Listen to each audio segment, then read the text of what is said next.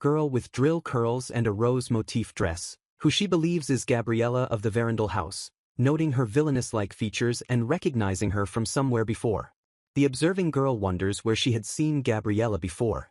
The protagonist, Alicia, daughter of the Idina house, looks distressed as another girl, Lady Laurier Einschut, calls out to her. Alicia apologizes for an incident, explaining it was due to a mix-up, while Laurier quickly tells her it's okay and looks away. Another girl tries to calm Laurier down, acknowledging that they don't hate each other that much, while the girl observes Lady Alice, presumably Alicia.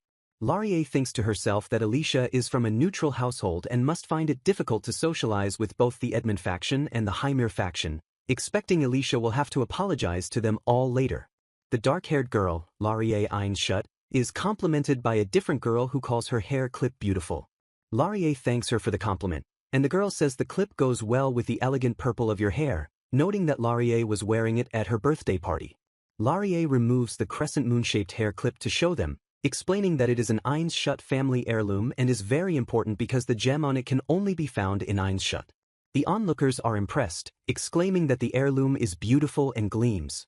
Gabriella suddenly raises her hand, reaching out, which surprises the girls with a loud click. Gabriella attempts to slap Laurier's hand away, shouting in surprise. Alicia and the other girls recoil in alarm, crying out, worrying about the situation. Gabriella loudly confronts Laurier, accusing her of trying to steal something that's not yours and calling her the worst. Laurier is shocked by the accusation of attempting to steal the heirloom, insisting she was only having her show us the clip.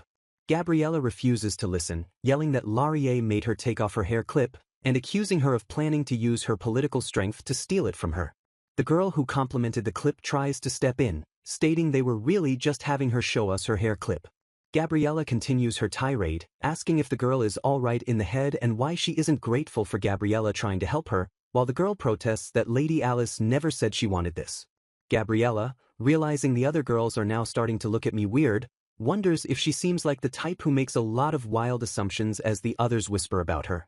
The girl who had complimented the clip shouts an oath on the name of Einschut, swearing that Lady Alice has never stolen anything from me. Gabriella grows more desperate, shaking and accusing the girl of being pitiful and being ordered to say that, demanding she don't forget that Gabriella tried to save her. Gabriella turns and quickly rushes away from the group. Laurier and the other girls watch in shock, stunned by Gabriella's actions, noting that even if a margrave is lower than a marquis, Gabriella's attitude is unacceptable. Laurier, looking menacing, angrily states that Gabriella insulted Lady Alice with a misguided assumption and spoke as if I'm weak. Laurier is calmed down by Alicia and the other girls and is offered some tea, reflecting that she went to the tea party to make more social connections but it ended in failure. Laurier laments that because she was isolated for 2 years after that incident, she is very behind in social matters compared to other girls her age, concluding that she needs to put more effort into my social life. She recalls a previous life as Alice, which gives her an understanding that this world is a miraculous world of fantasy magic, thinking of a positive social opportunity like the study group at the House of Virgil. The final page is a recruitment notice for translators, cleaners and typesetters for a scanlation group, looking forward to seeing new members. The narrator, identifying herself as Alice Rebecca Archelaus, describes her current body, a squishy little girl with shining silver-white hair like scattered stars, soft golden eyes like honey, soft, beautiful young features like a budding flowers, and rose-colored cheeks and lips on skin as white as a marshmallow. She recounts becoming self-aware that she is Alice and yet not Alice about a year ago. The narrator confirms that her current memories are correct, revealing that in her past life, she was a Japanese woman around 30 years old who was a splendid corporate slave, always pressed for time at work. She remembers returning home one day, followed by a startling sound and a moment of confusion. By the time she woke and sat up in bed, she was already in this body. Her awareness is a combination of her memories from her previous world as a 30-something-year-old woman and her childhood memories as Alice until the age of 5. She looks out the window, realizing that the new life is too realistic to say this is a dream, concluding that the awareness of her previous self is very strong. She muses to herself that this extreme realism is what she wanted to tell someone, touching her squishy cheek. Connie, the maid she thought she could depend on, ended up leaving the room shouting out of shock, and Alice realizes she couldn't call out and stop her because she hadn't spoken in forever, admitting that she can't say I was reincarnated, though. Alice quickly realizes that Connie is probably bringing her father or mother, thinking she must think of something quickly because there is a big problem between this father and mother of mine. The father and mother are introduced, standing stiffly in the room while Alice is sitting down. Alice recalls that her younger self felt distant with my family, but looking at the situation now with her restored memories, she realizes that she is not fighting with them but rather her relationship is alienated because what I want to say doesn't come across. She worries about the grave situation, concluding that her current predicament could lead to a household collapse or even the possibility of divorce within a few days, which would dramatically change her father, mother, and even my life. She remembers her forbidden past as a fantasy otaku who loved a short novel called A Certain Magic School, spending more than 40,000, implied X0000, on merchandise, and feels that this world is like a bonus stage because she reincarnated into a wonderful world. Alice decides on a course of action based on the impure reasoning that she can't enjoy it from the bottom of my heart if my parents are unhappy, recognizing that one of the issues is me but her life is not like I hoped for it to become like this. She clenches her hands and resolves that she wants to protect this household. Her determination is focused on protecting it from the fundamental culprit of this problem. The scene flashes back to Alice at 3 years old sitting in front of the grand mansion, reading a book. She remembers a happier time when her dear mother read out the book for her. The maid, Rouge, brings her some tea, and young Alice happily tells herself that next time, I want to be the one reading it for mother. Alice smiles radiantly and thanks Rouge. Rouge gently comments that her young lady is quite studious, smiling and noting that this is as expected of the child of my lord and my lady, while the narrator explains that Rouge is the maid who's been at the mansion since I was born. Rouge asks if Alice will read aloud for her when she falls asleep, and Alice wonders if she will be able to read as well as mother can. Alice's mother laughs, telling her to stop laughing and that it will definitely please mother if she does so, a smile that Alice loved. Rouge, looking confused, holds up a book and asks why Alice doesn't try to tackle something more difficult than the one she is reading, adding that she will be using this book for a moment. Alice, excited by the new challenge, asks if it is all right to read it as I please, and Rouge suggests they improve and surprise them secretly from my lord and my lady. Alice excitedly asks for the location of a picture book with a princess and animals, and Rouge directs her to the first one on the right on the first bookshelf after entering, an action that Alice assumes is fine to quickly look just a bit. Alice is shown quickly moving toward the shelves. She finds a crumpled paper on the ground, and she picks it up, noticing that someone labeled it discarded, and she makes a silent secret promise to Alice. The paper, crumpled in her hand, beats like a heart as the text discarded appears over it. Rouge, who has returned, asks Alice with a strained smile how it was, and if she did you find the book, as Alice shouts a sudden realization. Alice stumbles toward Rouge, trembling, and the maid takes the crumpled paper from her. The contract is shown in detail, titled Orphan Sales Contract, stating that Director Infidos of Royal Villa agrees to sell one baby girl to Duke Siegmund Stefan Archelaus, and that both parties are to remain strictly confidential about the contents of this document. Rouge smiles with a leering expression as Alice recoils in shock. Alice trembles violently, experiencing a deep shock. Rouge leans in, confirming the shocking truth as Alice forces herself to breathe. Rouge reveals that the sold orphan the contract is talking about is Lady Alice. No. The scene ends as the shocking realization hits Alice with a dull thunk. The maid introduces herself as Rouge Smith, a former daughter of a baron who has worked as a maid since her family's downfall. Rouge emphasizes that noble blood still runs through my veins, and she is currently a live-in maid of House Archelaus. With a sinister look in her eyes, Rouge declares that she has no intention of spending the rest of my days as a maid, even if it means using dark magic to take over this house and destroy it. She looks at the protagonist, Alice, who is staring blankly, commenting that the young lady hasn't changed at all and thinking that Alice is nothing but a broken doll now because she hasn't been able to say a word for 2 years since that day. Rouge opens the curtains and once again observes that the young lady hasn't changed at all.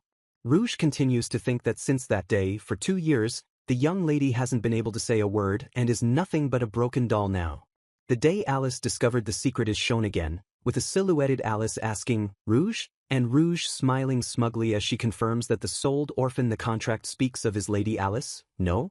Rouge tells Alice, who is visibly shocked, that Alice's mother doesn't know that her real child died immediately after birth and that her father brought in another in its place. Rouge then darkly suggests that if the mother knew how her husband deceived her, she might just go mad, asking Alice for confirmation. Rouge gently holds Alice's hand and advises her to say nothing of it, urging her to protect the mistress together, and calls Alice a doll that was made due to the master's kindness, so she should not say anything that we shouldn't. Rouge squeezes Alice's hands tightly, asking her to promise me she won't tell the secret. Alice shivers as she remembers the look in Rouge's eyes, which were filled with madness that day. The traumatic experience left Alice with no strength or will to live, as Rouge stood over her, telling her to hold yourself together. Alice recalls the moment of utter terror, thinking I thought I was going to die, as Rouge stood smiling maniacally, opening the curtains to let in the light.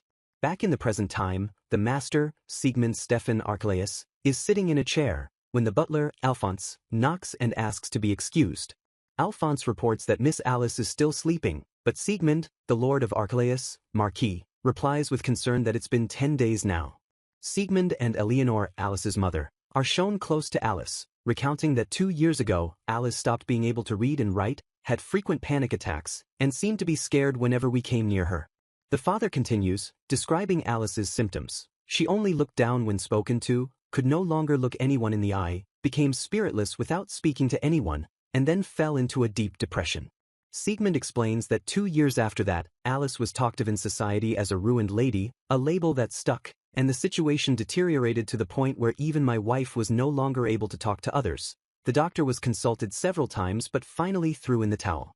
Siegmund recalls that ultimately, Eleanor's older brother, Oedipus, branded me unfit as a father and husband and said he would take Eleanor and Alice away with him, but Siegmund affirms that no matter how much they have changed, he still loves them both. Alphonse bursts in, addressing the master and worriedly concluding that if this continues, that dreaded day will come. Connie, the maid, rushes in shouting and calling for the master, informing him about the young lady, as Siegmund anxiously asks what is it, Connie? Connie, with tears of joy, reports that Alice is awake and she has gotten up, which startles Siegmund as he demands to know what about Alice. Alice is now awake, her eyes wide as she looks up from her bed. She lies in bed, realizing that she have to organize everything that has happened. Alice realizes that for 2 years, Rouge has been telling my mother and father subtle things, having whispered poison into their ears without anyone noticing, making them think the mistress seems to have gone mad and must be released soon, and comments that the master is going out again today. Alice realizes that Rouge was working in the shadows to turn the parents against each other, making Alice believe that it was all her fault that the two of them hadn't been getting along, concluding she better think of something quick. She determines that she can't let her find out she can talk because if Rouge finds out, she'll try to kill me by any means necessary, recognizing that it's a matter of life and death. Alice decides that first, I have to make allies, so that she can eventually drive Rouge out of this house. Siegmund finds Alice awake, calling out Alice and crying that he had lost hope. Alice turns her head toward her father, making eye contact. Siegmund is utterly shocked that Alice looked into my eyes. Alice looks up at him with teary eyes and speaks his name, Father. Siegmund is overcome with emotion, asking Alice, "Your voice has returned?" As Alphonse cries and sniffs, and Alice calmly asks her father to send the others away. Siegmund quickly instructs Alphonse to do it, and Alice further asks him to tell Connie not to spread word of my current state. Alice's father holds her close, calling her, "My dear Alice," and tearfully saying he is so glad you're back with me. He embraces her tightly, confessing that he thought I'd lost you. Alice, teary-eyed, realizes that this person really loves me even though I am like this. She gently tells her father that she need to discuss something with you. She considers if she should tell him she recalled memories of my past life, deciding she couldn't really tell him that I actually did, so she explains that when she thought this was the end for me a voice appeared in my dreams and told her, "It's still too early for you to leave this world." Alice sees ice forming around father's feet and is surprised, believing that Rouge is so going to get it. Siegmund asks her if she believes what that maid told you, and Alice responds that she always loved mother and father with all my heart, and she have no doubt that you too felt the same as me, and that's why I won't let what Rouge told me bother me any longer. Siegmund is furious, saying that that maid Rouge must have put a curse on us. He, Lord of Archelaus, Siegmund Stefan Archelaus, swears that he shall take appropriate action against that maid's evil doing and shall end this according to my beloved daughter's wishes. The scene shifts to a moonlit night over the house. Later, Rouge brings tea for Siegmund, who looks somber and tells her, thank you. He asks her to tell everyone, everything's all right but says he can't tell you anything more. Rouge responds that she is getting worried because everyone was barred off from the area after the staff were clearing out all the staff from the young lady's room, and asks if something has happened to the young lady. Siegmund confirms is that so, and Rouge, with a dark thought that she hopes it was actually news of the brat's death or she would have to think of something else to end her, replies that she shall relay this news to the others and excuses herself for asking more than I should. Siegmund covers his face with his hand, thinking the situation is just too tiring, but decides he need to dig more into this. Rouge, walking away, suddenly stops and gasps.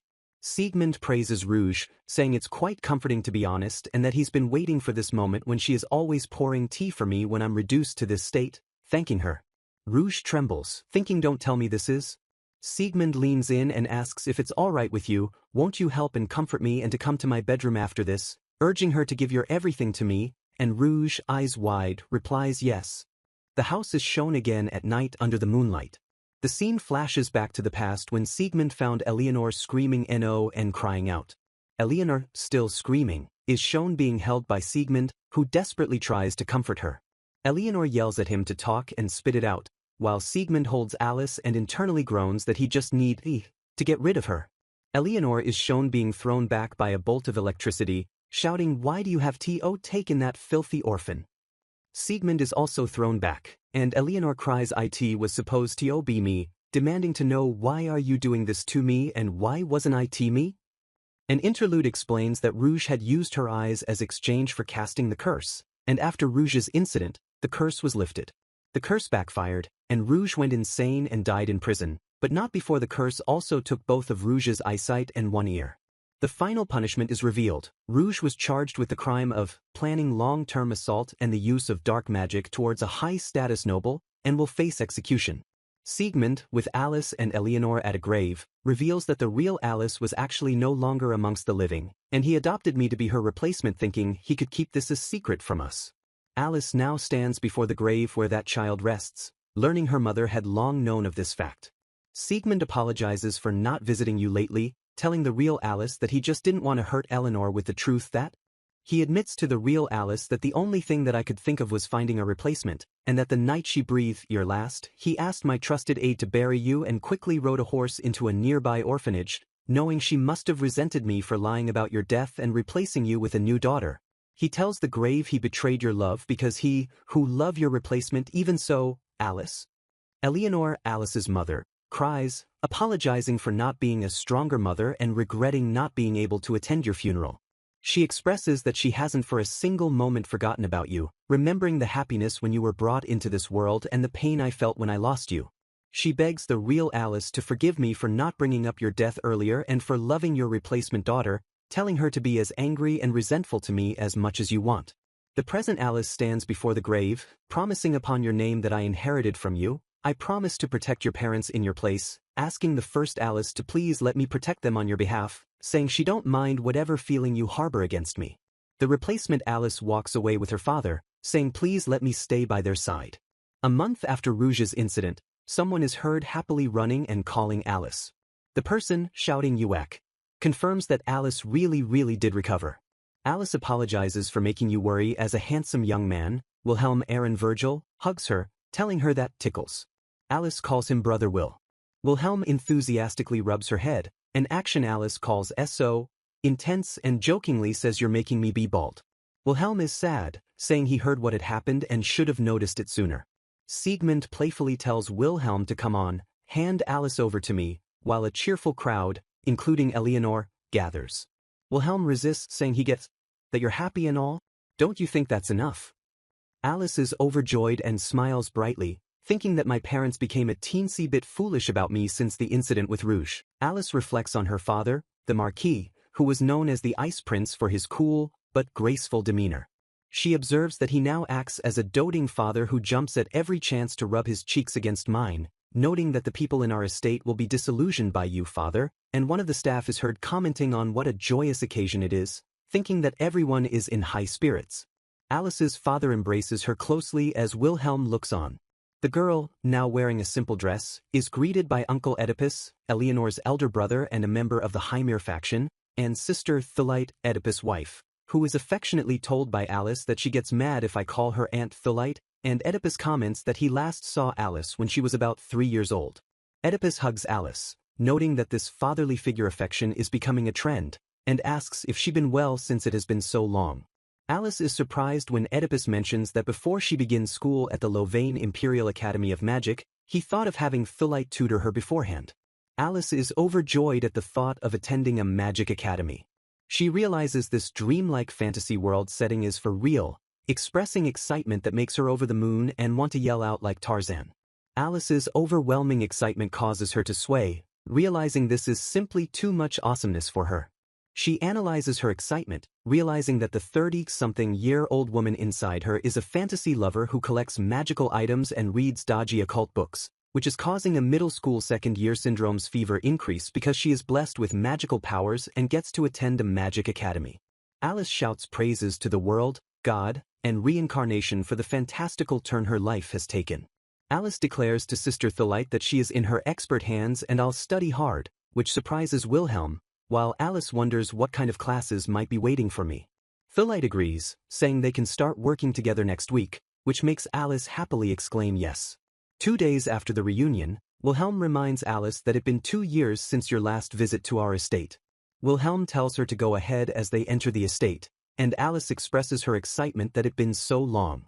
Wilhelm asks his mother, Felicia, Alluris and Wilhelm's mother, if they can show Alice the great greenhouse before the tea party starts, and Felicia welcomes Alice, saying she is so glad to see you so cheerful and energetic. Alice apologizes for worrying you, Auntie. Alice is stunned by the sight of the greenhouse, exclaiming woo and noting it's huge. Alice asks Wilhelm where are Uncle Apiccio and brother Alluris, and Wilhelm informs her that his father is at the palace and his elder brother is maybe in his room, making Alice wonder if she said something wrong because she thought they got along well. Wilhelm tells Alice he just remembered that I have to go check on some of the plants, and asks her to just wait for me here and take a look at the flowers while I'm gone, asking her to be careful to not touch the poisonous ones. Alice understands. Alice is excited to see so many medicinal herbs in the greenhouse, realizing they are for mixing herbs to make magic potions, and wonders if they're going to be a potions class at the academy. Alice sees someone enter the greenhouse and, recognizing the long hair, calls out brother Alluris, who looks at her intently. The eldest son, Alluris Franz Virgil, is formally introduced, and he looks surprised to see her.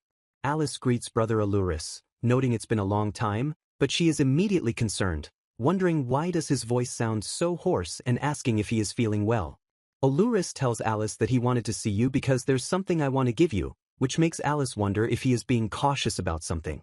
Alluris presents Alice with a packet of dried herbs with a red ribbon, explaining that he too had fallen into depression, so I thought I could understand what you went through a little and that's why I looked for herbs that might help you. Alice asks if it's potpourri, but Alluris explains that it's made from dried rose and has been laced with sedatives. Alice realizes that brother Alluris went through a similar experience too, and Alluris sadly says yes, noting that he and Wilhelm had a big fight because Will didn't agree with that. Alluris holds Alice, noting that her cheeks are so warm, making Alice happy that he is recovering as she thinks that a gentle smile suits brother better, just like back then. Alluris is happy and Alice tells him thank you for the potpourri and that she will treasure it for the rest of my life, gripping the gift. Alice is then shown another packet of potpourri, this one with a green ribbon, which Alluris was thinking of giving to Will, and he asks Alice to help me give it to him because he don't think he would accept it from me, to which Alice enthusiastically agrees and asks what kind of effects does this one have. Wilhelm returns abruptly, shouting get away from Alice right now and brother Will in shock. Wilhelm rushes toward them, urgently asking if Alice are you alright as Alluris backs away. Wilhelm anxiously asks Alice if he hurt you and Alice, confused, asks if he and brother Alluris get into a fight, to which Wilhelm replies he didn't. Wilhelm tells Alice that he's no longer the same person you knew, Alice, admitting that he tried to kill me. Wilhelm explains that brother Alluris started shunning other people around the same time I did, and that one day, while arguing with brother Will, brother Alluris lost his temper and he gradually became violent despite the whole family tried their best to understand him. Wilhelm recounts that Alluris tried to strangle him with a vine that contained poisonous pollen, noting that it's likely that he used plant magic to try to kill him, but fortunately he was not poisoned or anything because he had gotten help immediately. Alice, confused, thinks that Alluris still had his gentle smile just like before earlier. Alice questions this, noting that when she was chatting with brother Alluris earlier, he still treated me the same as before, and she asks Wilhelm if he know the reason behind all that. Wilhelm's anxiety skyrockets, and he changes the topic, telling Alice to promise me you'll never go near him again, warning her that our mother was also attacked with needles laced with poison, and she should run away the next time you see him because this situation is bad and he is worried he might never step inside the Virgil house again. Alice changes the subject by asking Brother Will, when are you going to start going to school, which excites her because she realizes there's even more to this fantasy world. Wilhelm, who had already graduated from Louvain and is now studying at Avdenzia Academy, is surprised by her question. Alice brightly and aggressively asks Big Brother Will for pointers because she really want to learn a lot about magic, realizing she should also ask Big Brother Will for advice and study tips instead of just Big Sister Thelite, after he mentions it's a shame that we couldn't go to Louvain together. Wilhelm blushes, saying he not as well versed in everything as Big Sister Thelite, but if it's about medicinal or spiritual herbs, it should be fine. Alice cries yay and happily puts herself in your care then, as Wilhelm thinks that if this training could lead to solving the issues with Big Brother Alluris, he's okay with it. Several days after the decision that Alice could go and study at the House of Virgil, Alice is shown training with Thelite, who corrects her form, shouting that Alice's running form is a mess and to tuck your upper arms in. Alice, who had until recently been bedridden, complains internally that she has next to none physical strength, yet she is running laps in this spacious garden, followed by sit-ups, squats, and other strength trainings. Alice calls this physical conditioning an undoubtedly hellish boot camp. She resolves to endure the vigorous full-body workout to survive Big Sister Thelite because she have to do this for the sake of my fantasy life and for the sake of becoming the greatest magician. Alice wheezes, confirming the end of the day's training, and asks Thelite if she may ask you something, explaining that I have a friend who wants me to help give this to someone as a present, and just wants to know what kind of effects this will have. Thelite looks thoughtful, adjusting her glasses and silently considering the request. Thelite immediately deduces that the gift is the work of the Virgil's young master, isn't it? Thelite notes the precious spiritual herb used for the present and its distinctive aroma, concluding that among those I know, it could be no one else but him, but she finds it strange that he is asking another to do it for him instead of delivering it himself. Thelite realizes that this subtle and delicate use of magic suggests that instead of isolating himself from others, he was actually polishing his magic all this while, smiling at this realization, while Alice nervously presses her about the effects of this potpourri. Thelite smiles knowingly and replies yes about that. Thelite refuses to tell Alice the effects, telling her you should find that out yourself, adding cryptically that otherwise you might never become a splendid magician. Alice groans, but says I understand and I'll try and find it out on my own, while Thelite directs her to look for detailed books about medicinal and spiritual herbs in your home. Alice, now at home and intensely focused, finally gets what it's made of and happily shouts I get it. The maid Connie beams, congratulating Alice and saying she made it just in time for tomorrow's lesson at the House of Virgil. Alice, realizing she struck a victory pose by reflex, thinks that she did the best I could to find out all the ingredients of the potpourri. She identifies the main ingredient as coltsfoot, water, Venus, which is to cast away, the second as calendula, fire, the sun, and the third as sage, wind, Jupiter, which is to heal.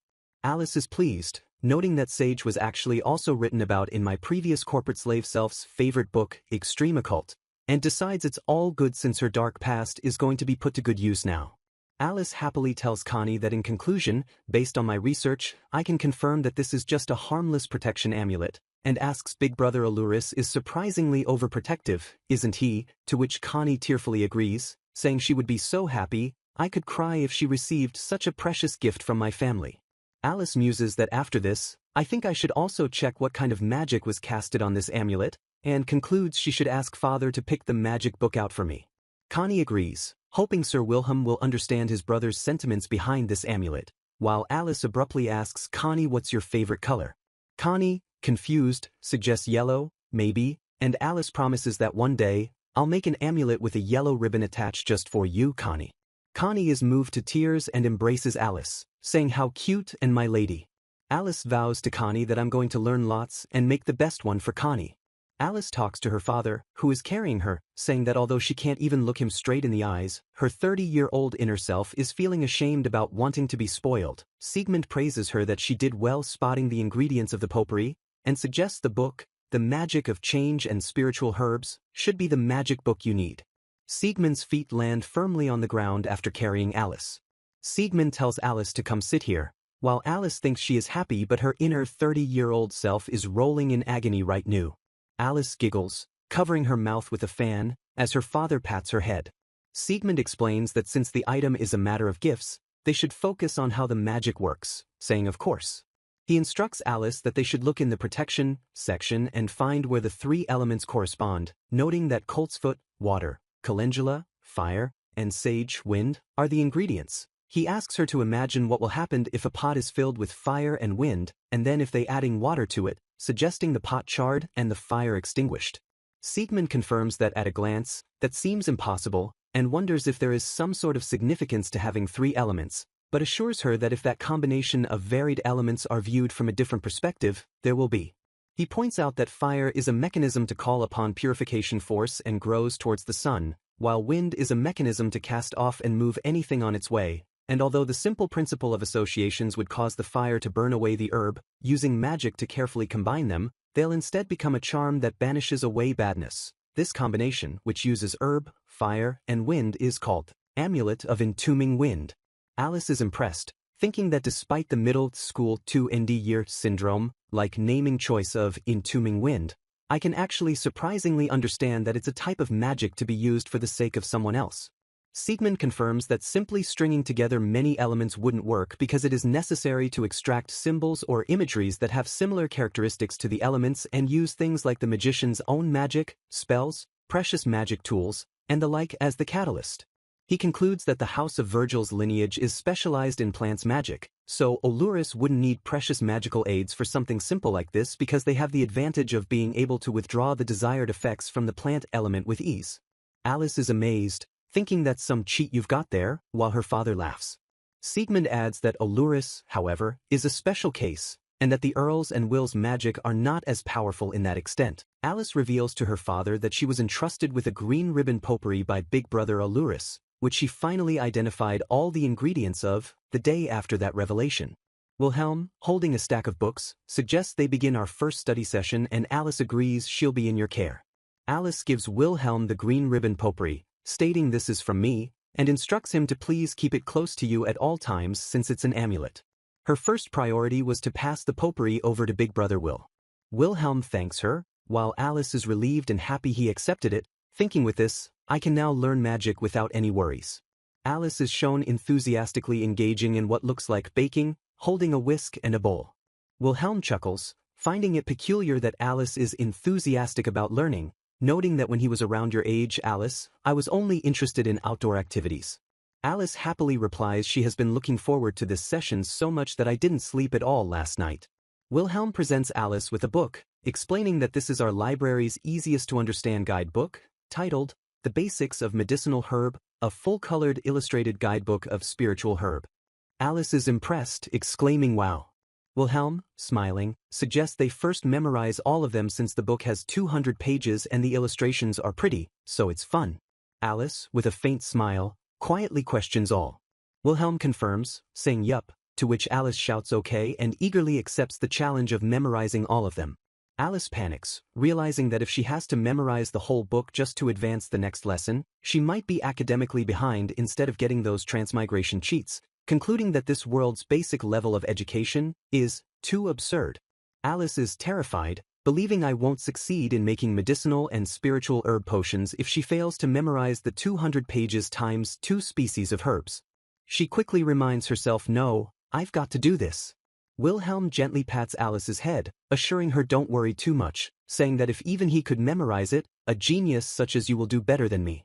Alice mentally panics over the a total of 400 species each along with their characteristics and wonders if she'll be able to catch up with Big Sister Tholite's lessons being so tough. Wilhelm smiles sincerely, saying he just really happy that I could do something for you and encourages her, let's both do our best, okay? Alice smiles back, and they silently confirm their resolve. Another day, Tholite arrives at Alice's residence, startling Siegmund, and greets little Alice a very good day to you. Siegmund is overwhelmed by the boxes and goods Tholite has brought, commenting that is quite the preparation you have there. Tholite smugly replies this isn't even all of them, you know. Siegmund is utterly speechless at the vast quantity of materials, thinking these look like they would barely fit one horse carriage, but still affirms I understand that you are going this far to teach my daughter Alice. Eleanor gasps in surprise at one of the items unpacked. Eleanor picks up a dagger, saying how nostalgic, identifying it as the Otome that I used to practice magic. Alice's fantasy radar goes on, and she asks her mother what is an Otome. Eleanor explains that an Otome is a tool that acts as a catalyst when you do magic and can also be used as a cutter when making amulets or tools.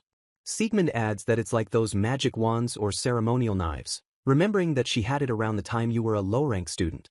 Siegmund adds that now your mother, Eleanor, uses a wand while I use the ring, though it's usual for many to keep it away safely and use a different item as a catalyst instead.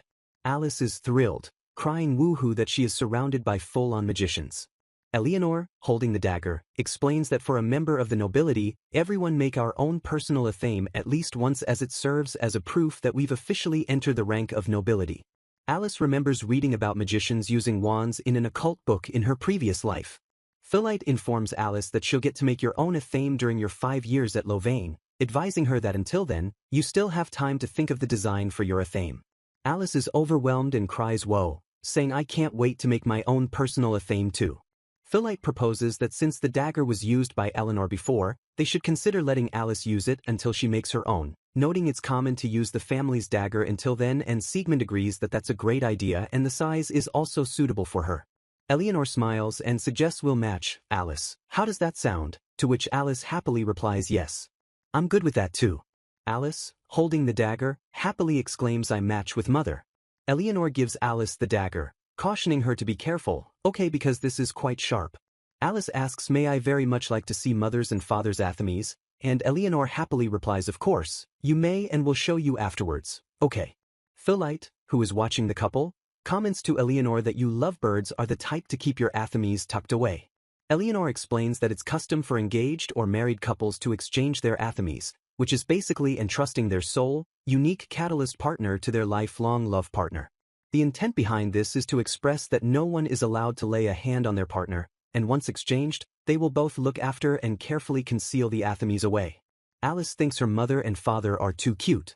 Eleanor tells Alice that one day, you will find someone you'd like to exchange your Athomes with too, and Phyllite, who keeps her Otome out, says I am the type to show off my treasure to others. Alice asks Phyllite how about her, since she is always armed.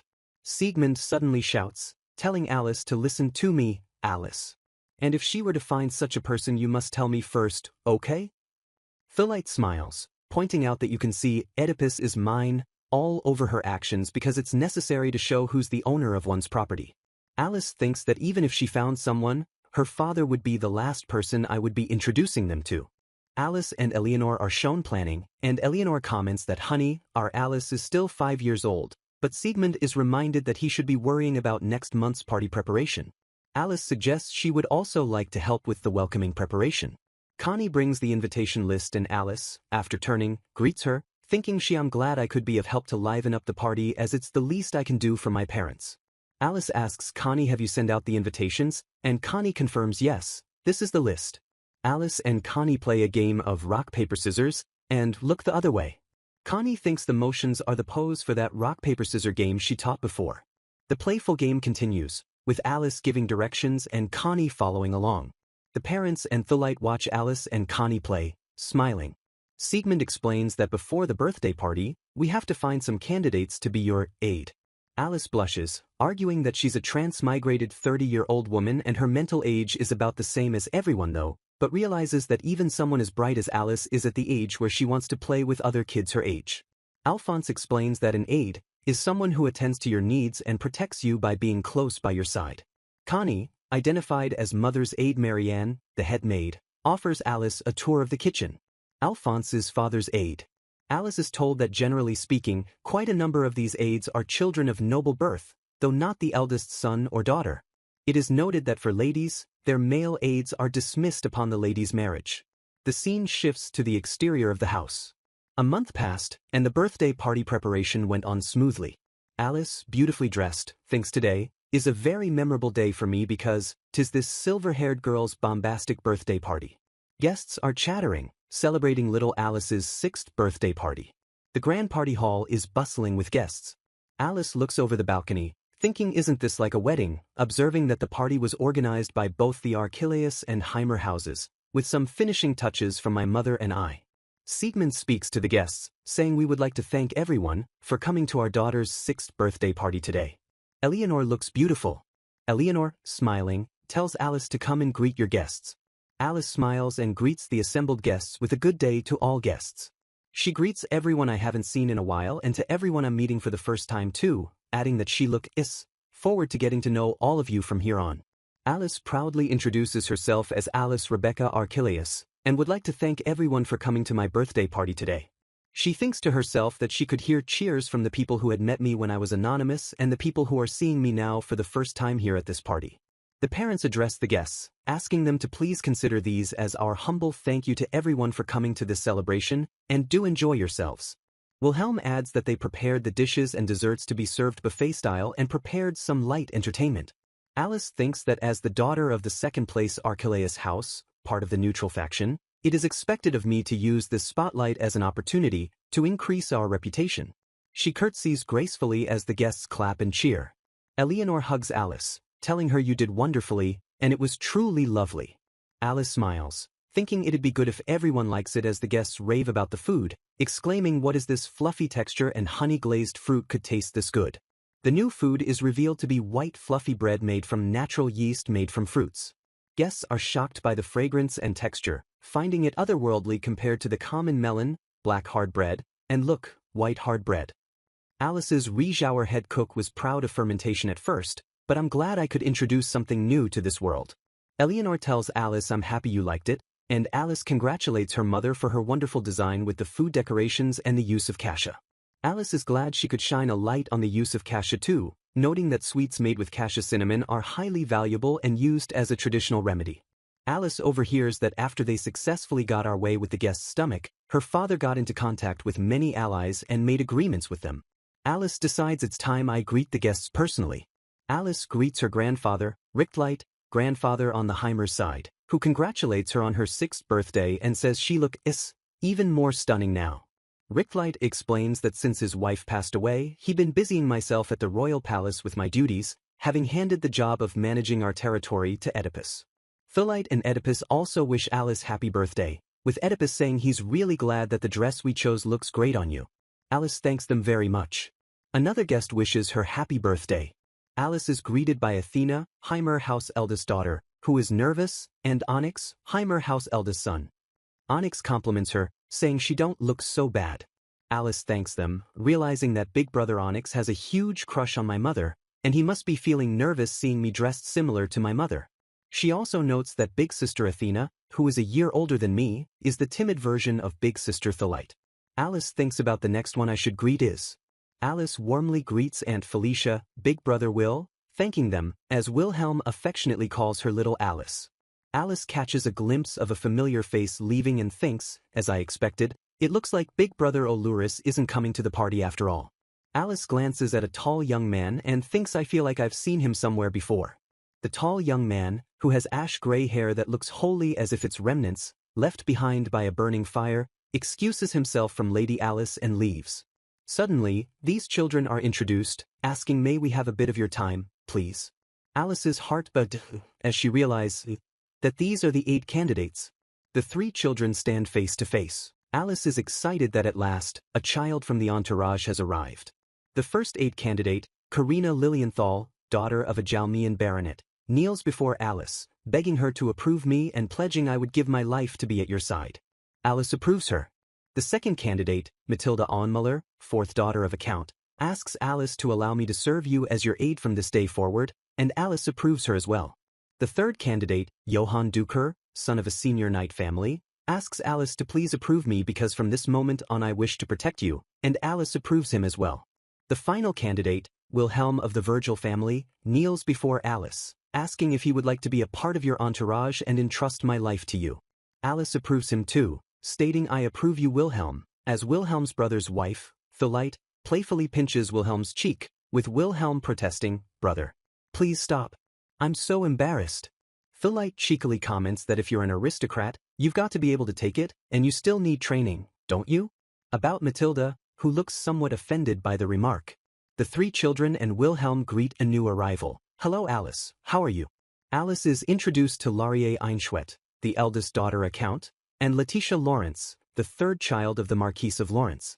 A guest observes that Lady Alice has already chosen her entourage, commenting that Miss Laurier has a mature air at the age of 6, and Alice thinks she gathered a crowd that's too good for me, also noting that Leticia was the first person I talked to at the tea party a week ago and we became friends. Alice asks Laurier, "I hope you found a good partner, Ms. Laurier," and then asks about her partner, but Laurier just smiles knowingly. Leticia is formally introduced, thanking Alice very much, and Laurier says she looks forward to working with you. Laurier gently corrects Leticia, explaining that the proper procedure is for me to introduce Leticia-sama to Alice, and then Alice to you, to which Leticia responds, "Oh, that's right," and apologizes, but Alice reassures her don't worry about it and hopes they can be friends from now on. Alice watches the pair and comments that she now understands the relationship between you two, noting that Laurier is the comedian and Leticia is the natural airhead, resembling two people like sisters. Leticia tells Alice that Alice's pastries are the best, and that she'll be serving it at tea parties and other events, enthusiastically adding, "I'd love to play with you." Alice is surprised by the sudden mention of a duel, as Wilhelm explains that these big parties are always accompanied by a sword dance or a duel as a spectacle, which Alice finds to be a crazy culture. Wilhelm reassures her that they both take it easy on each other so as not to get hurt, explaining that it's the nobleman's duty to protect his people, and he's not going to forget that. Wilhelm declares, "Now for the challenger, who is Lady Alice's first aide, the son of Count Wilhelm Ellen Virgil of Ebdenzia," then excuses himself from Miss Alice as he walks onto the dueling ground. Alice realizes it is like a mock duel or a hand-to-hand combat session. The announcer declares the opponent. Against him is the head of the Oculus family, the Marquis Siegmund Stefan Oculus. Alice is shocked and nervous, watching Brother Vil and Father dueling. The match is a mock duel, but it's serious because the reputation of my brother, the first in my entourage, is directly related to the entire entourage. An attendant instructs them to please take the oaths and announces, "Then let the duel begin." Wilhelm vows, "I will do everything in my power to protect the Lord," and Siegmund responds, "Prepare to see who will protect my daughter." The attendant shouts, "Begin." The two begin fighting with their athames, exchanging blows, and Siegmund thinks, "Let us be happy and blessed." Wilhelm is pushed back by a rush of air. Wilhelm is shocked, thinking, "My feet froze in an instant." Siegmund, with his ring, casts an ice spell, declaring, "Let the valiant child of the stone gate pass." Wilhelm notes the movement of these grains are. Wilhelm realizes the presence of plants. Siegmund casts a spell, "Fall with the creeping night and winter," and smiles. Siegmund summons wind with ice to attack Wilhelm. Wilhelm is startled by the strength of the magic, recognizing the spell as the Lion of Ishikawa, and noting the grass is frozen. Siegmund casts a different spell, "Go, sleepy water, wolf of the night," referring to the manifested magic as my servant. An ice wolf shoots toward Wilhelm. Alice cries out, shouting, "Brother Vil, you're in danger." Wilhelm's brother, Alluris, suddenly appears, stepping in front of Wilhelm. Alluris, with a serious expression, holds out his hand to protect Wilhelm from the ice wolf. Wilhelm is shocked, asking, "Brother Alluris?" The younger attendees are shocked and surprised by the appearance of Brother Oris, who looks ghostly, translucent, and expressionless. Alluris steps in front of Wilhelm, calmly stating that he have to be a wall to protect Brother Vil and catch the ice. The ice attack is dispelled, and Alluris realizes the magic is gone. Alice, surprised, exclaims, "Well, that was quite the display," as Wilhelm wonders that was. Alice realizes the power came from the good luck charms that I gave to Brother Vil and exclaims that the magic's name is the protection of illusion. The guests chatter, some commenting, "What's the matter with you now?" wondering if Alluris is a ghost, while Alice thinks Brother Oris is beautiful and that the ice wolf is no match for him because he doesn't make many public appearances, so not many people recognize him. Siegmund, annoyed by the interruption, attacks Alluris with his athame, shouting, "That's not how you're supposed to protect my daughter." Siegmund easily defeats Wilhelm, saying, "That's it and no hard feelings, Mr. Vil," explaining that this is an annual event that deserves to be won. Siegmund is shown stepping out of the dueling ground. Alice and the onlookers cheer, thanking her father and brother for your hard work.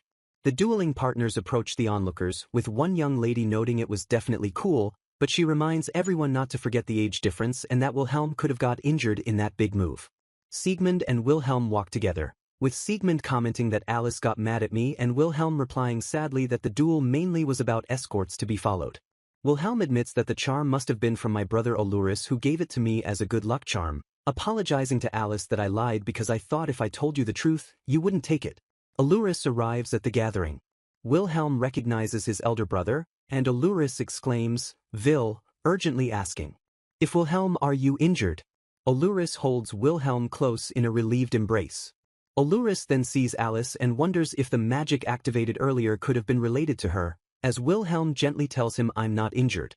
Alluris is relieved that no one got injured in the mock duel between father and brother Vil. Wilhelm asks Alluris, "Why did you give me a good luck charm?" Alluris looks down in shame. Alluris admits, "I was worried," explaining he was worried because brother asked, "What do you mean you're worried?" recalling the time when he tried to harm me. Alluris is seen holding Wilhelm's hands, as Alice observes the tender moment, and Wilhelm asks him to tell the truth.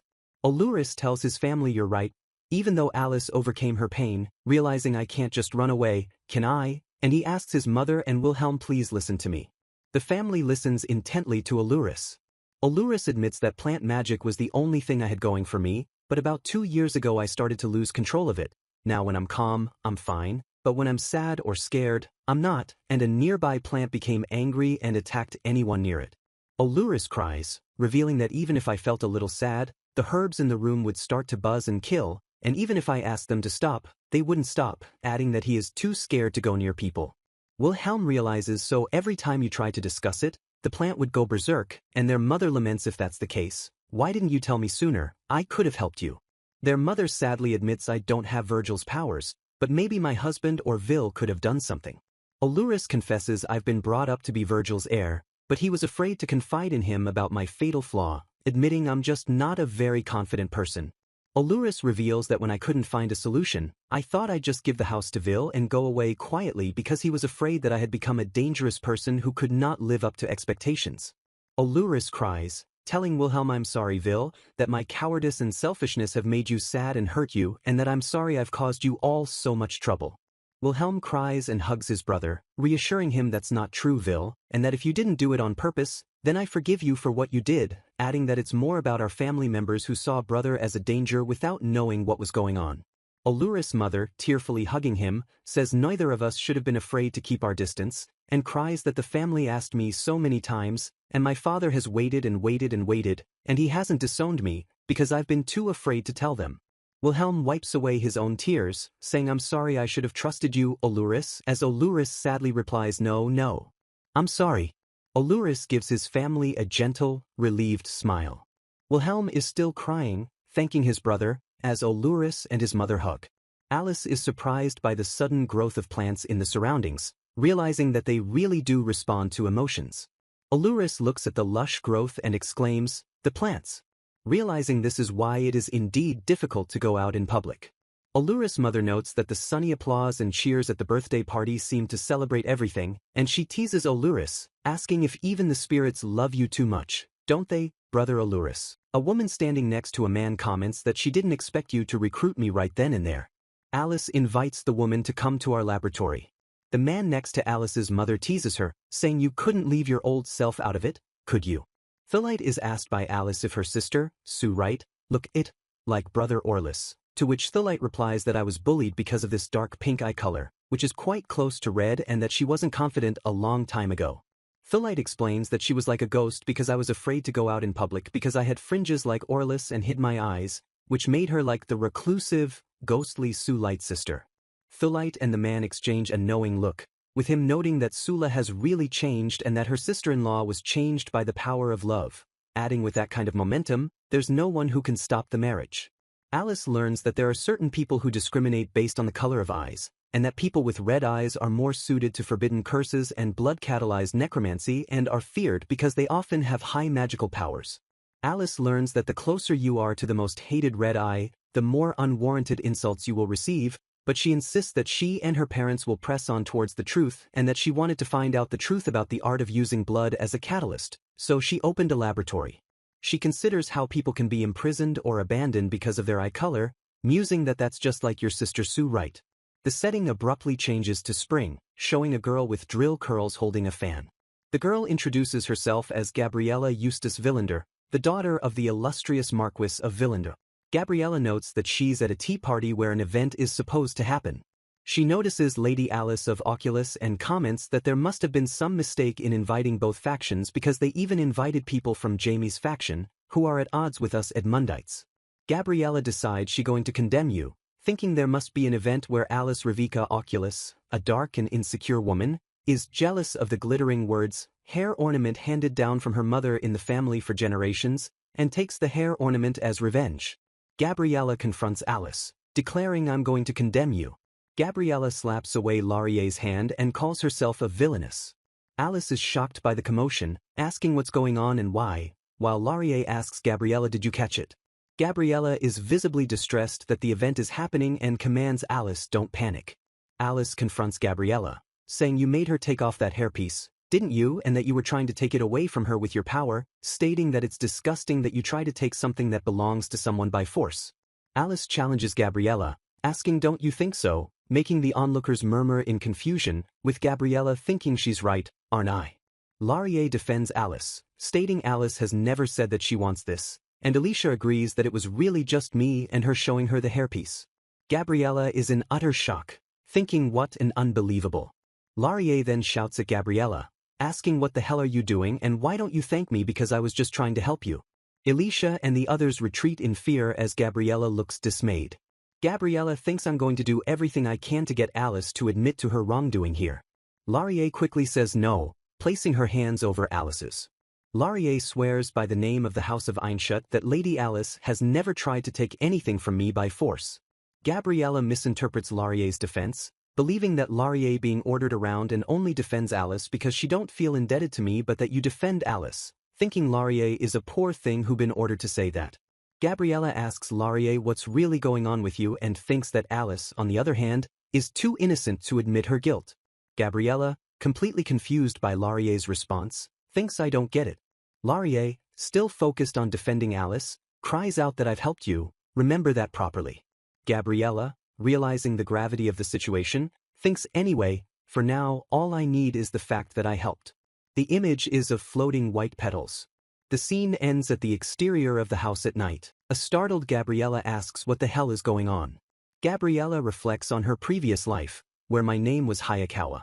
She realizes she was reincarnated as Gabriella, the main heroine of this Otome game called The Golden Rose. A villain's daughter blooms beautifully. She recalls that in her past life in junior high school, she didn't fit in and cooped up in my house, concluding that her last life was a rotten one because it became ridiculous to try and fit in with my childish surroundings. Her memories awakened when she fell ill with a terrible cold at 3 years old in this world. Gabriella continues, explaining she had no friends who could keep up with me and had a lot of free time every day, enjoying reading and playing games. The Golden Rose was one of them she played, recalling that she tried my hand at many Otome games. She summarizes the game's plot. The heroine, a villainous young woman, works hard against the odds, and with her boldness, persuasiveness, and gaps in her character's life, she is able to support and make men fall in love with her, concluding that it would be perfect for me to have a villainess as the main character. She expresses lingering anger over her previous life, recalling she used to point out other people and get hacked off by the stupid people around me or was told I don't read the air or don't make sense. Gabriella feels no regrets about your previous life and considers her reincarnation a great way to jump out of your crappy reality, except for the one regret that she was killed in an accident by a car only after I had conquered the prince's route, the one I wanted the most in Golden Rose. She proudly declares I don't care about the past anymore, because in the present the prince of my dreams is real and I'm the hero of the world I've been reincarnated, although she got a concern. Her concern is that the two subheroines, Laurier Einschut and Alice Reveille Oculus, worked a little differently than in the game. Despite this, the event that led to me becoming a villainess, Laurier's hairpiece, is one that occurred properly, meaning she is 100% sure that I am the protagonist of this world. Gabriella thinks that was the end of Alice's reputation and my first steps as a dashing villainess, lamenting oh no because if you do well and complete all the events, you will be able to marry the prince. Gabriella confirms her villainous path. Yes, absolutely. Gabriella looks resolved. A maid informs Gabriella that the mistress wants to see you about the tea party today. The maid tells Gabriella's mother, Madam, I have brought your daughter. Gabriella and her mother are shown, with the mother's face concealed by a mask. Gabriella's mother, a woman with a masked face and ornate jewelry, welcomes Gabrielle. Come here, and Gabriella believes I'm sure your mother will say I'm amazing and understand. Gabriella looks nervous as she greets her mother. The scene shifts, noting that seasons go by and tomorrow is the first day of the school year. Alice, happily wearing her school uniform, is excited about attending the Rovine Detached Palace Magic Academy. Alice reflects on the long road to get here, recalling a fierce study and behavioral training and a boot camp with Sister Sue Wright to get more mana. Alice is at home preparing to leave, asking Matilda, "Where's that cloth?" and instructing the maid, "I'll take care of it, and you can take care of the mirror stand." Alice's maids fuss over her, and Alice is unable to help with packing, complaining, "I've been repeating this for a while now and they won't let me help at all, but she's too excited to sit here and I have to get ready." Alice is addressed by one of her family members. Alice's father and mother are shown crying dramatically as they cling to her, with Alice wondering about the preparation. Wilhelm, having already prepared the necessary items for the move, reports to a tearful Siegmund, "I've already brought in the most important items and checked them, Mr. Siegmund." Siegmund, with a red nose, thanks Wilhelm for allowing Alice to study at Virgil's house, lamenting that the thought of not seeing her for a while has made him cry a lot this morning. Siegmund weeps, lamenting that Alice is at the Magic Academy. Wilhelm tells Siegmund that it's thanks to you, Alice, that Brother Orlis and my family have been able to reconcile, adding that his father says he's never been more grateful. He downplays his own role, saying, "All I did was to give you a small chance to do something, and the rest is up to you and Brother Orlis."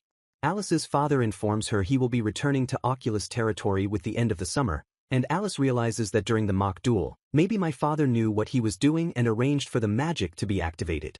Eleanor, Alice's mother, tells Alice, "I'll go and stay in the Imperial City more often than your father because it will be relatively close to the Imperial capital, where Alice's school is located, and Eleanor is setting up a confectionery business with Aunt Frisia of the Virgil family." Alice hugs her mother, saying, "I'm so glad Mother is full of energy," and her mother replies, "I love you too, dear." Eleanor informs Alice that they're having a family reunion this evening to celebrate your admission and to debrief you on our return, confirming yes to the good news, thinking about the fun times with relatives. Alice smiles brightly, thinking, "I don't know if I'll be able to sleep tonight because I'm so excited about starting tomorrow when she will be studying and practice magic." David, who looks tired, is prompted to speak by Headmistress Hortensia, who is standing next to him. David sighs, noting the story is good, but the explanation of the school is not. David introduces himself as head of the Academy of Abdenzia and congratulates the students on your admission. David explains that the students will study at Loian the basics of nobility for the next 6 years, and will serve as noble members of the Sverastri Holy Empire in a wide range of fields. He adds that Abdenzia is an extension of Loian, and since the schools are connected, you will see each other often, inviting them to feel free to visit us if they need help. Alice notices something about the way he looks and the way he acts that makes me feel at ease. David introduces the smiling Headmistress Hortensia, noting that, as you can see, has a very young appearance, but thinking that in reality she is an old woman. Hortensia protests, "Who's an old woman?" "No, gentlemen, I'm weak little girl." David cautions the students that Hortensia is a weak little girl, so please don't hug her or shock her as she's been startled by a student before and has a bad back, instructing them to be really careful. Hortensia giggles, revealing that the reason why I look so young is because I was exposed to chemicals in my research, and before I knew it, I looked like this, encouraging the students that if you want to have the best skin, you'll have to do some research. Alice recalls hearing somewhere that the headmistress of the school looks really young. David announces that after the ceremony, the students are shown around the dormitories. A beautiful and fascinating dark-haired female teacher, Ms. Ray, introduces herself. "Now, I'll be your dormitory supervisor and homeroom teacher." Alice is shocked and excited, thinking, a lowly headmistress and a teacher named Ray. Could this be? Ms. Ray is formally identified as the dormitory supervisor and first-year teacher in Alum.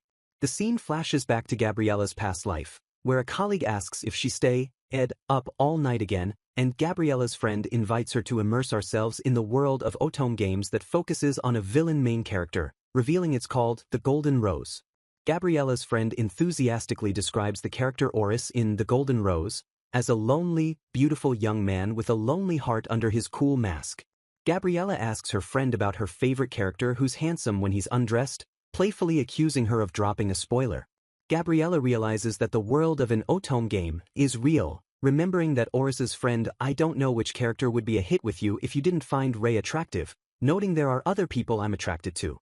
Gabriella, recognizing Ms. Ray's features, realizes that The Golden Rose is an Otome game in which the main character is a villainess and that Ms. Ray was a target character. Gabriella realizes with shock that Ms. Ray is actually a man.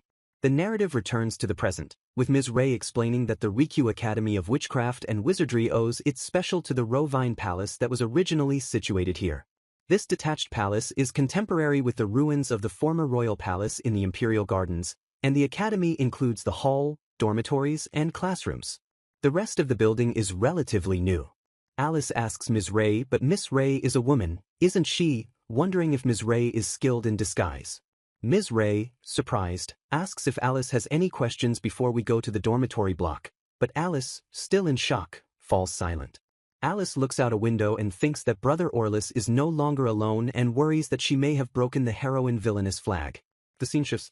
Ms. Ray explains the dormitory setup. From here is the dormitory of darkness, and across the corridor in the other tower are the dormitories of Moonlight and Venus, asking if the students all know where your dormitories are. Ms. Ray concludes the tour, announcing I'll leave you to your private quarters to prepare for tomorrow, mentioning that in this school, the size of the dormitories and the rooms available depend on your status and gender. Ms. Ray elaborates on the dormitories, saying each dormitory is named after a myth, and explains the names. Darkness after the god of beginnings, and the Moonlight and Venus after the things that light it and help it. Evening dormitory is a single room plus small entourage room. Moonlight dormitory is the male dormitory for students like Johann, and Venus dormitory is the women's dormitory for students like Elena and Matilda. Classes can also be organized in each ward. Alice feels immersed in the world of wizards and the very cozy setting feeling. Alice thinks it's like a wizard's dormitory and she was almost writhing in agony from the sheer joy of the authentic fantasy setting. Hortensia smiles and happily says she is legal because of her youthful appearance from chemicals in my research. Alice is delighted by the architecture of her school, exclaiming it's beautiful and that you can see why it is named Alum, with the decoration of the passages. Alice and her entourage discuss the dormitory names, noting they were told that Alum is a golden candlestick, and wonder if Diamante, as the name suggests, is something of a diamond. Alice continues to guess the significance of the other dormitories, thinking maybe it's like a chandelier and she'd like to see one, believing Platina is as beautiful as her name, trying hard to keep her excitement from revealing her inner otaku self. Alice is happily greeted by Sister Athena, eldest daughter of the Heimer house, who congratulates her on your enrollment. Alice thanks her, admitting she is surprised and very happy that, although she knew we were on the same alum, she's glad they're on the same floor. Athena directs Alice, telling her Alice's room is this way, with a celestial star hanging from the ceiling. The room is shown, and Alice is awestruck, whispering wow and exclaiming it's like a dormitory. Another student, Matilda, playfully jumps up and surprises the girls, calling them the enemy, as the others laugh, and another entourage member points out that at the back is Lady Alice's room. Alice is ecstatic about the ornate alcove bed of your dreams. Alice's entourage members, Matilda and Yelena, smile, noting the room looks like an old wizard's room, which Alice's father's aides gave a romantic finish. Alice hugs her aides, thanking Matilda and Yelena and exclaiming that my entourage is the best. One of her aides comments, "Oh dear," as another observes that Alice is surprisingly affectionate. They notice two other bunk beds in the room, noting a lot of floor space, and Alice promises I'll have to thank you both later for the unseen Wilhelm and Johann work too.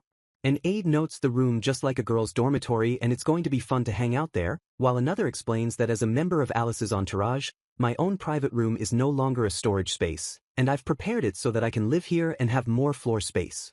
The next day, a teacher announces that each subject will be taught differently, but we're about to give you a test on all 5 major subjects, warning that the number of elective classes you can take may vary depending on the results, so be prepared for this. Alice, internally resolute that we can't let a single magical life be destroyed, thinks that there are some classes that I can't take because of my grades, and the test taker tells the students, let's begin. Alice, remembering her past life as an ex-eraser reincarnate who has always enjoyed learning, is confident she's learned a lot from the Virgil brothers, who have taught me the essentials of introductory and specialist books, finding that some of the problems are tough, but not impossible to solve, although Ms. Ray wonders if the material a bit difficult for little ones. Ms. Ray is surprised by a test question, asking what is this problem?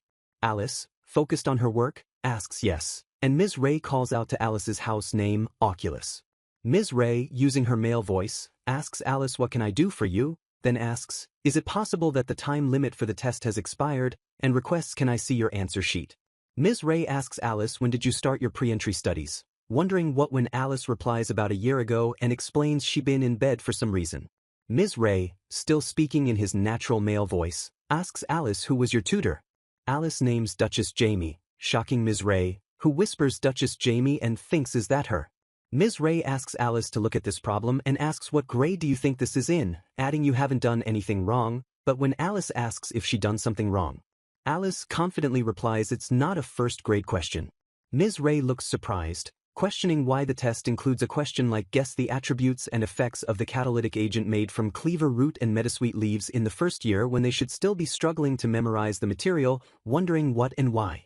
The head of the Academy of Abdenzia, David, questions Ms. Ray, thinking should they be allowed to continue testing at such a high level, believing I'm rather behind and questioning if is this the school's new policy.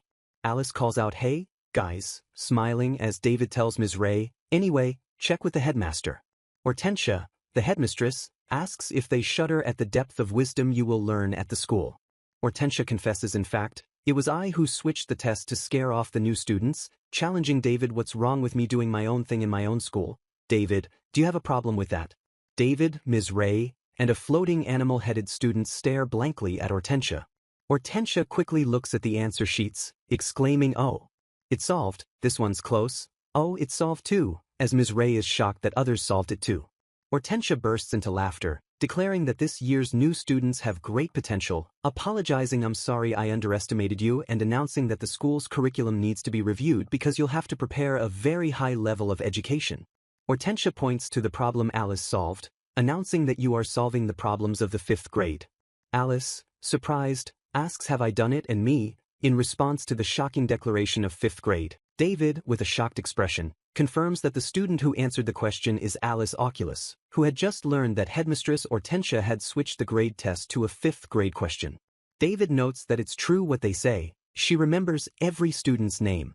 Hortensia praises Alice's work with an energetic excellent. Keep up the good work, while Alice, looking overwhelmed, can only reply, yes, promising I will do my best. Ms. Ray observes David, who states I have to prepare for the meeting. Ms. Ray reflects on the first period of the first day, thinking I didn't expect it from the first period of the first day. She worries about the announced curriculum review. She notes that the second daughter of each faction has been admitted to both groups, Leticia, Laurier, Alice, and Gabriella, and to top it off, there's even a prince, so I was prepared for a certain amount of trouble. Matilda asks nervously, does this mean I'm going to have to study harder? Alice looks confusedly at her 8 candidates, wondering is it possible that this is my fault? Alice smiles and taps her cheek thoughtfully. Ms. Ray shakes her head, thinking with a pained expression that this situation is definitely going to be a fucking pain in the arse. A little person whispers that there's a small but piercing voice leaking out, Miss Ray. Alice smiles innocently, noting I can also feel you looking at me like you want to say something. Ms. Ray manages a tight smile and tells Alice, if your grades are good, you should be proud.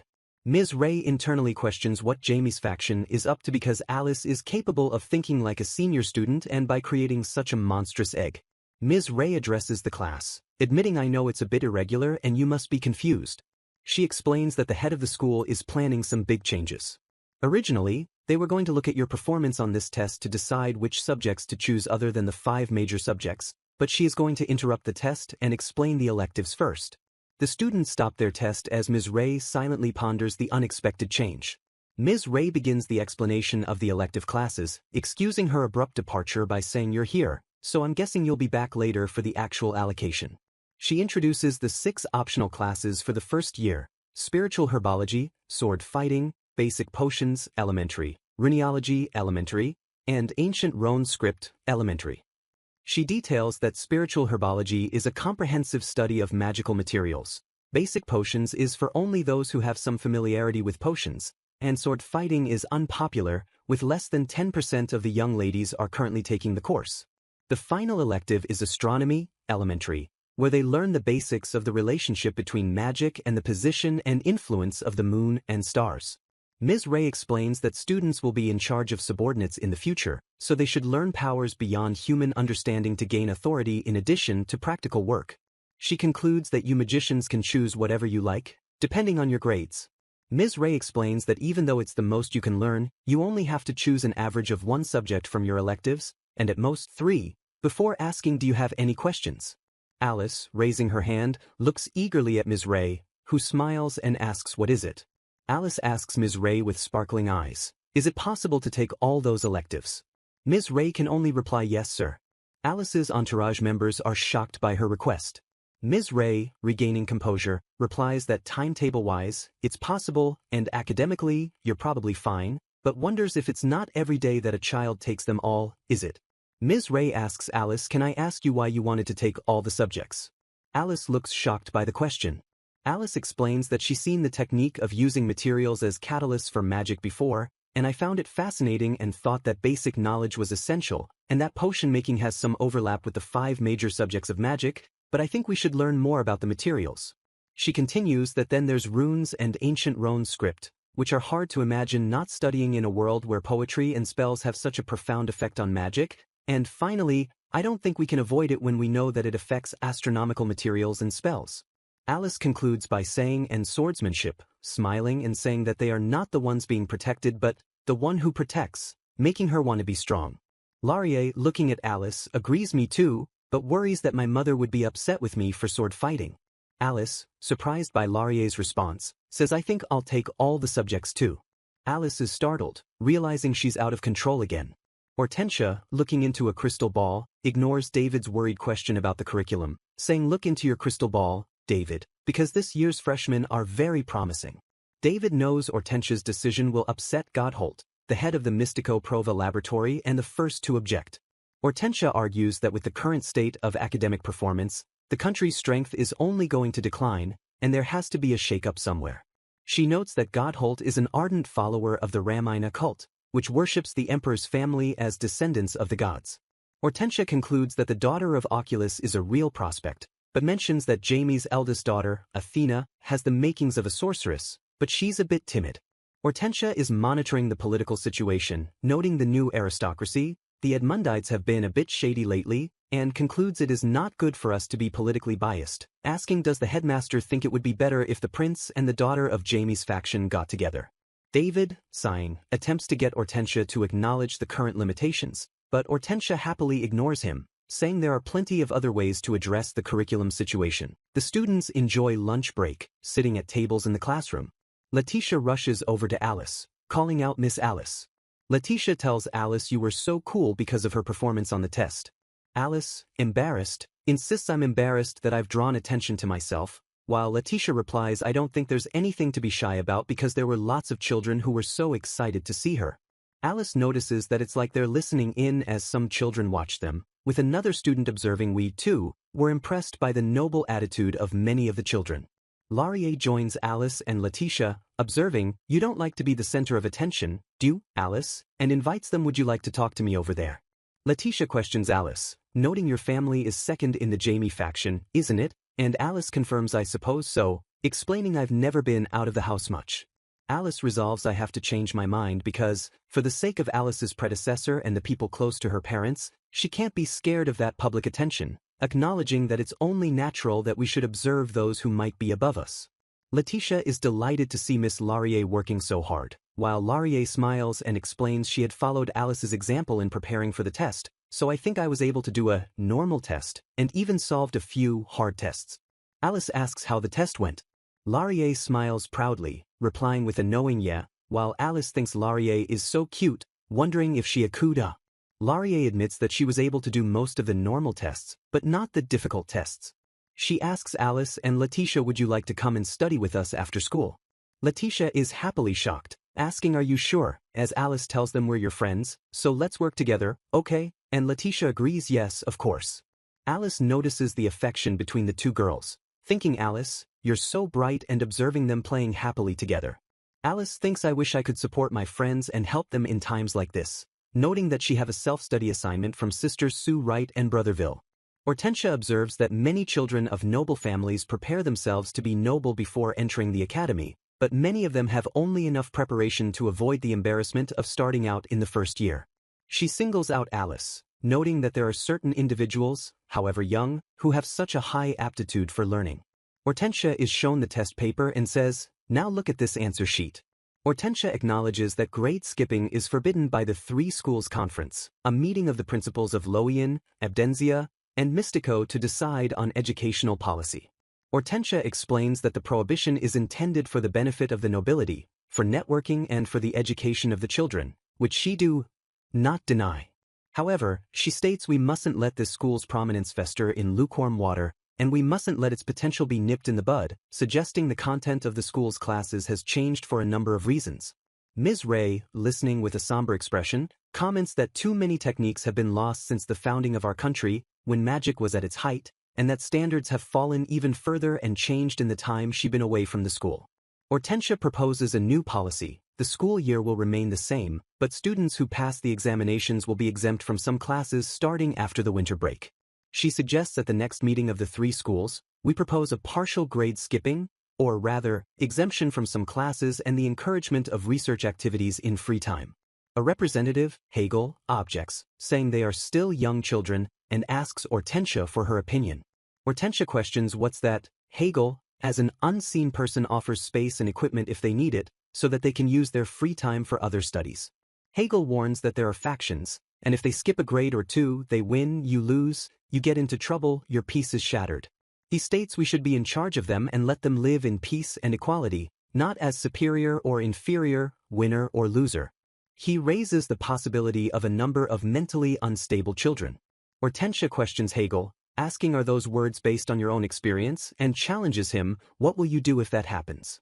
Hortensia then challenges Hegel's motivations. Is a child so weak and foolish in your eyes, or is this the opinion of the church you follow? Ms. Ray offers a perspective, questioning is it really harmful to compete, to lose, to win and to improve each other, and asks can't a loser ever recover? Hortensia demands that Hegel answer for yourself, Hegel, asking what do you think? Hegel concedes that it is not for me to decide whether it is harmful or not, acknowledging that I have heard of the Lamina doctrine, which says that children should not be subjected to excessive desk learning and competition, but he argues that who better to study and compete with than those who join the Mystico Prova laboratory. Hortensia repeats that I have heard of the Lamina doctrine. Hortensia argues that only a handful of aristocrats are allowed to enter the Mystico, the highest school of learning, and asks if they not feel threatened by the fact that the power of knowledge and the power of the people are concentrated only in the Mystico. Hortensia concludes the discussion by stating that if not, I will put the matter to a three-school meeting, challenging anyone who has an opinion to say it now. Ms. Ray reflects that the school's teaching load has been cut by 2/3 in the aftermath of the new aristocracy's growing ties with the Ramina faith, which discourages children from studying more than they need. Ms. Ray notes this naturally means less work for the teacher. She concludes that Headmaster Hortensia was going to mount a full-scale resistance this time, as those who looked so uncomfortable at the staff meeting objected partly because of the Ramina's doctrine, but also because they didn't want to add to their own burden. Ms. Ray worries that this matter will surely reach the ears of the Emperor, and since one of the representatives of the three schools, Gotthold, is an ardent believer in the Lamia religion, he don't think he'd be quiet about it, predicting it's going to be messy. Ms. Ray groans, thinking it's a pain in the ass. Hegel recalls that I was frustrated by the pressure of the former headmaster, Relgados, and his followers, and I was defensive at the time, when he was told if you don't want to be sacked, go to our school and follow the Ramina policy. He thinks but now. Ms. Ray, looking at Alice from a window, smiles and realizes no. It was Alice who moved the headmaster in the first place, concluding that Alice, her inspirations and the head of the school have led to the emergence of a major movement, the Three Schools Conference. Ms. Ray looks troubled, saying shit, thinking it's not like she wants trouble.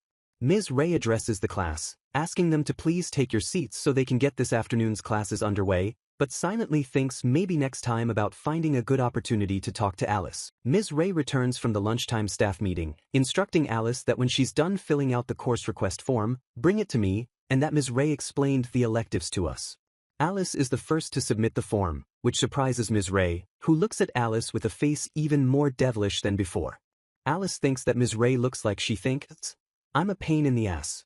Alice is surprised and asks why the opposite, thinking Ms. Ray is counting on her because of her ability to answer the difficult test question, which Ms. Ray confirms, saying I'll be counting on you.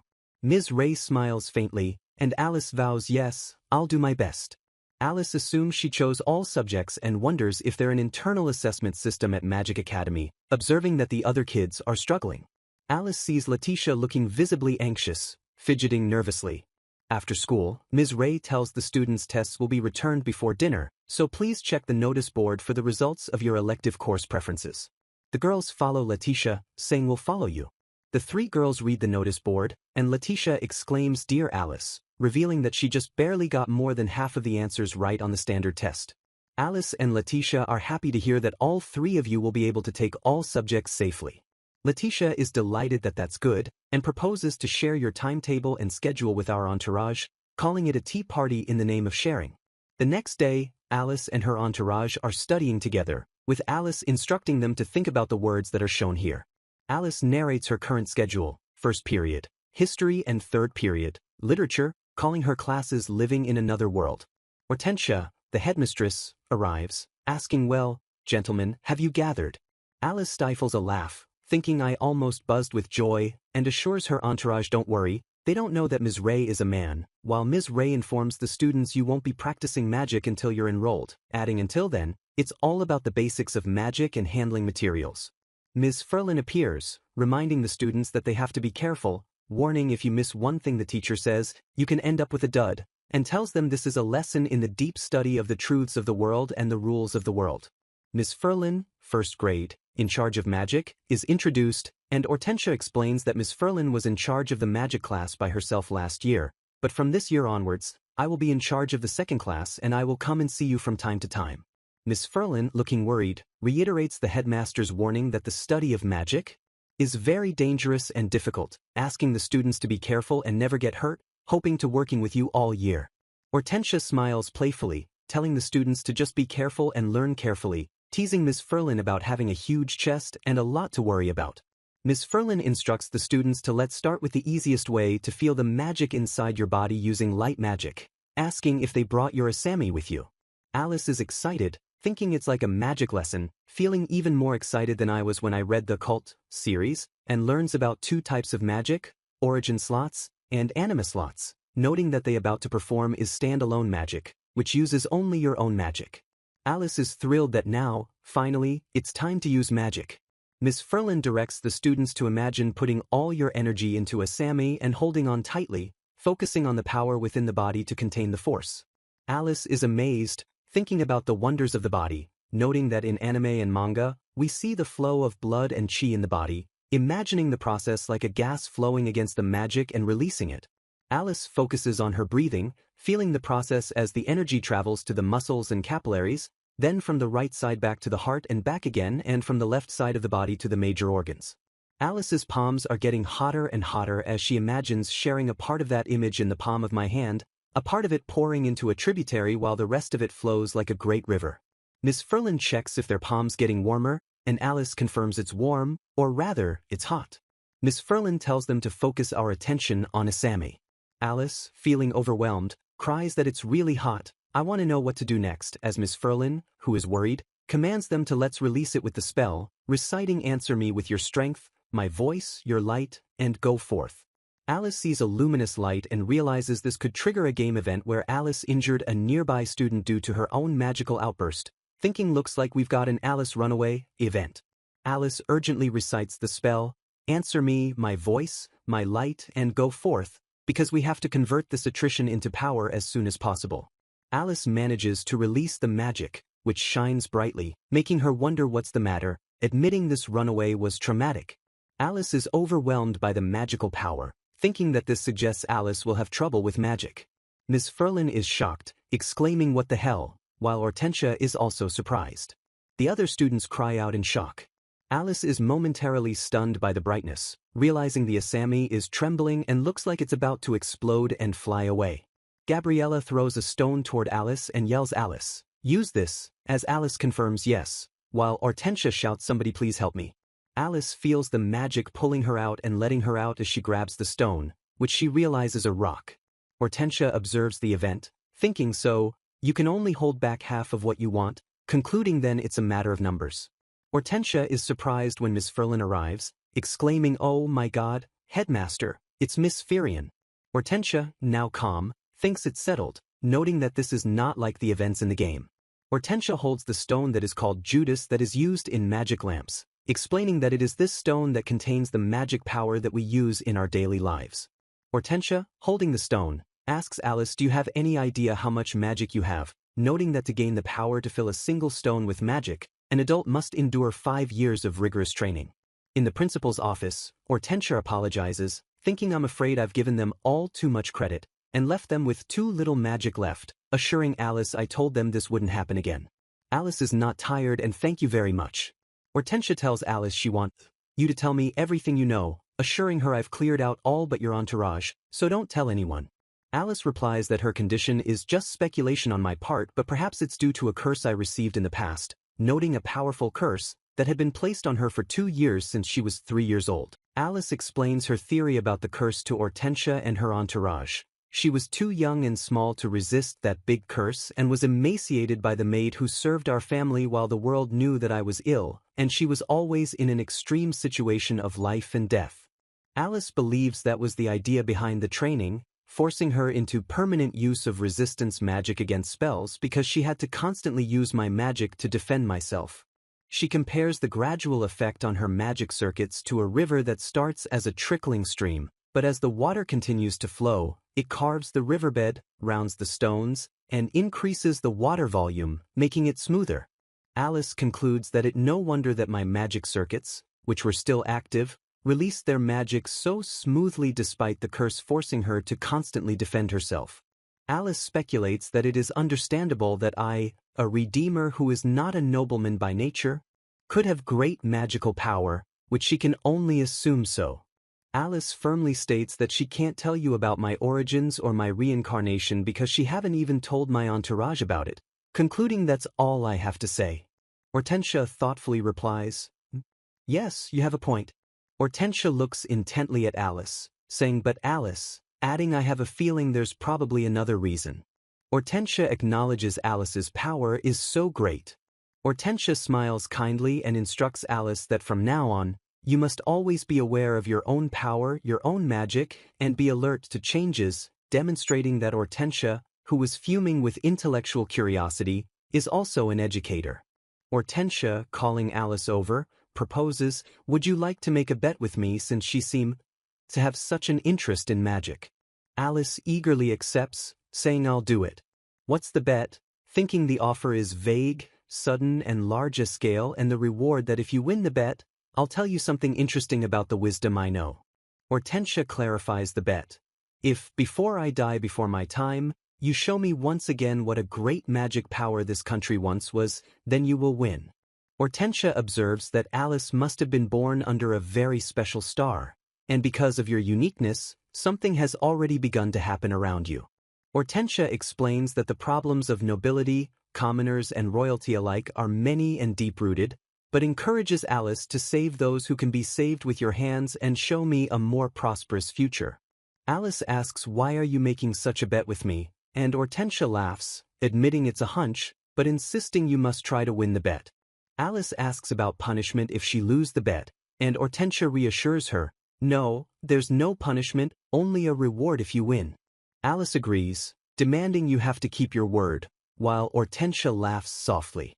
Over time, we've adjusted to school life in our own way, with Alice arranging for Connie, my maid, to pick me up in her carriage on weekends and take all my entourage back to the upper house in Oculus. Alice spent some weekends visiting the Virgil's family where she had a chat with brother Oris. Alice reflects that she was having a good time and been able to work on all my sword skills without any major problems, though she missed her father and mother who stayed close to the imperial capital. She recalls that when she couldn't see my father, she would write letters and have them sent to the spirits living near the imperial capital, an action some might call the reclusive ghost girl. Alice explains the truth behind her bad reputation. It seems to have originated with that troubled young lady Gabriella, who spread rumors that she a dark-skinned coward and ruthless, which Alice knows is the truth.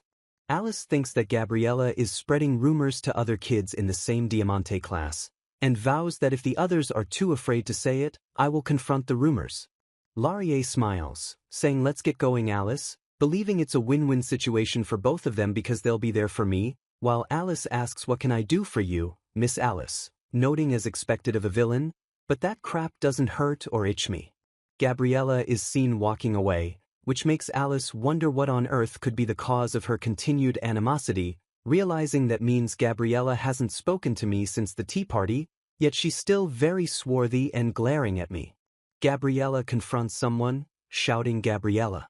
Alice looks at the confrontation, recognizing the smiling young man as Prince Agresta who looks smug, and thinks I'm pretty sure he's the prince, noting I'm sure you've been with us from the very beginning and the prince has heard a lot of bad things about me. Ms. Ray begins the morning homeroom, addressing everyone. Ms. Ray announces that the headmaster's new policy has been approved by the three-school conference, and they will be exempting some classes and encouraging special research activities from the new term. The students are excited about the special research activities, and Ms. Ray explains that their schedule will have a different arrangement from spring depending on their exams before the winter break, cautioning them if you don't want to fall behind, make sure you study hard. Ms. Ray explains that those who are judged to have mastered the 5 major subjects are allowed to take time out of their lessons to do their own research and wishes everyone good luck, leading Alice to exclaim, "Oh, we must put this to good use." After school, Wilhelm announces that we will start our after-school self-study sessions today, and Leticia agrees, saying yes. I look forward to working with you. The entourage is discussing their self-study group. They rent a room and it's like a club, but it's fun, realizing that the key to success for all of us lies with Lady Leticia, explaining that our goal at the moment is for all 6 of us to pass the pre-winter holiday exam in a month. Leticia, surprised by Alice's resolve, says, "Oh, Alice," as Alice states in the name of Oculus, "I will make sure that Lady Leticia passes, no matter what it takes." The next day, Alice is practicing sword skills, thinking I won't leave Lady Leticia all alone, while loudly exclaiming "Yua."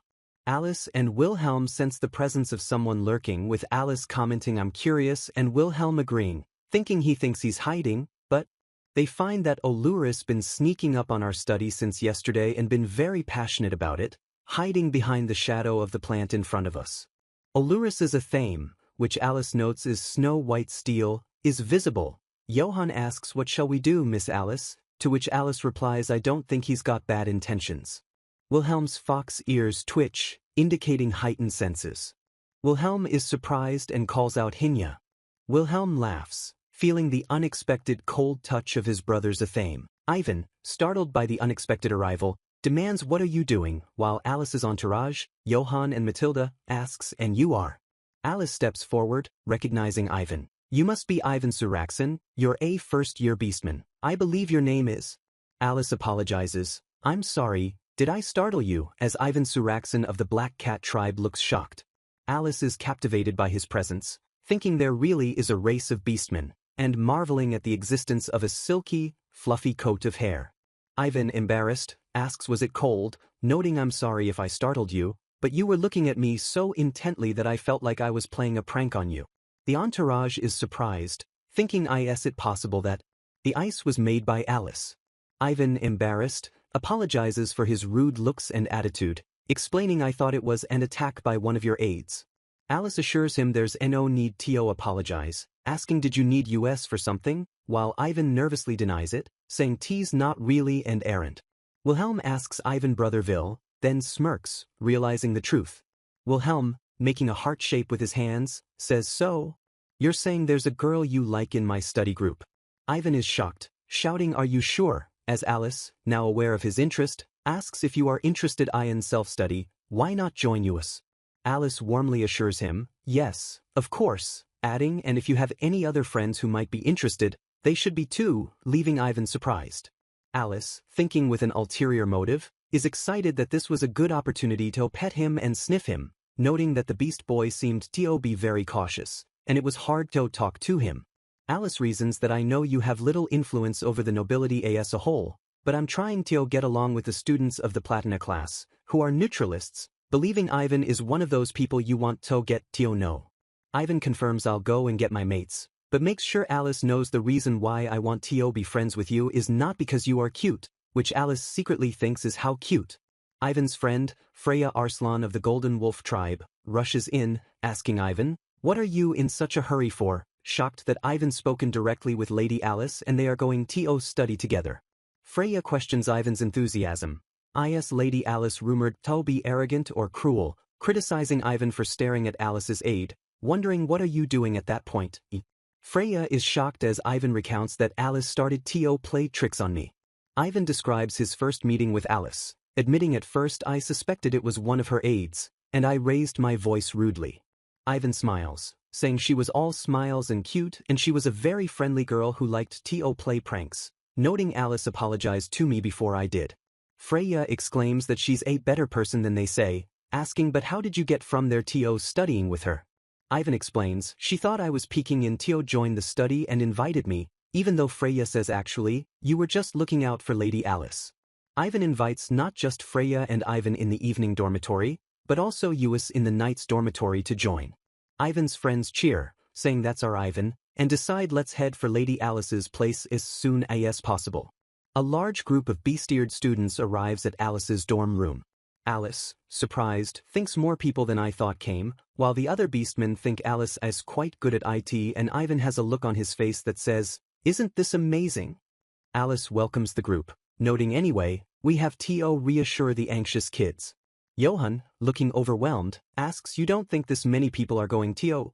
While the newcomers aid, I still know some of the upperclassmen, asks IS that everyone.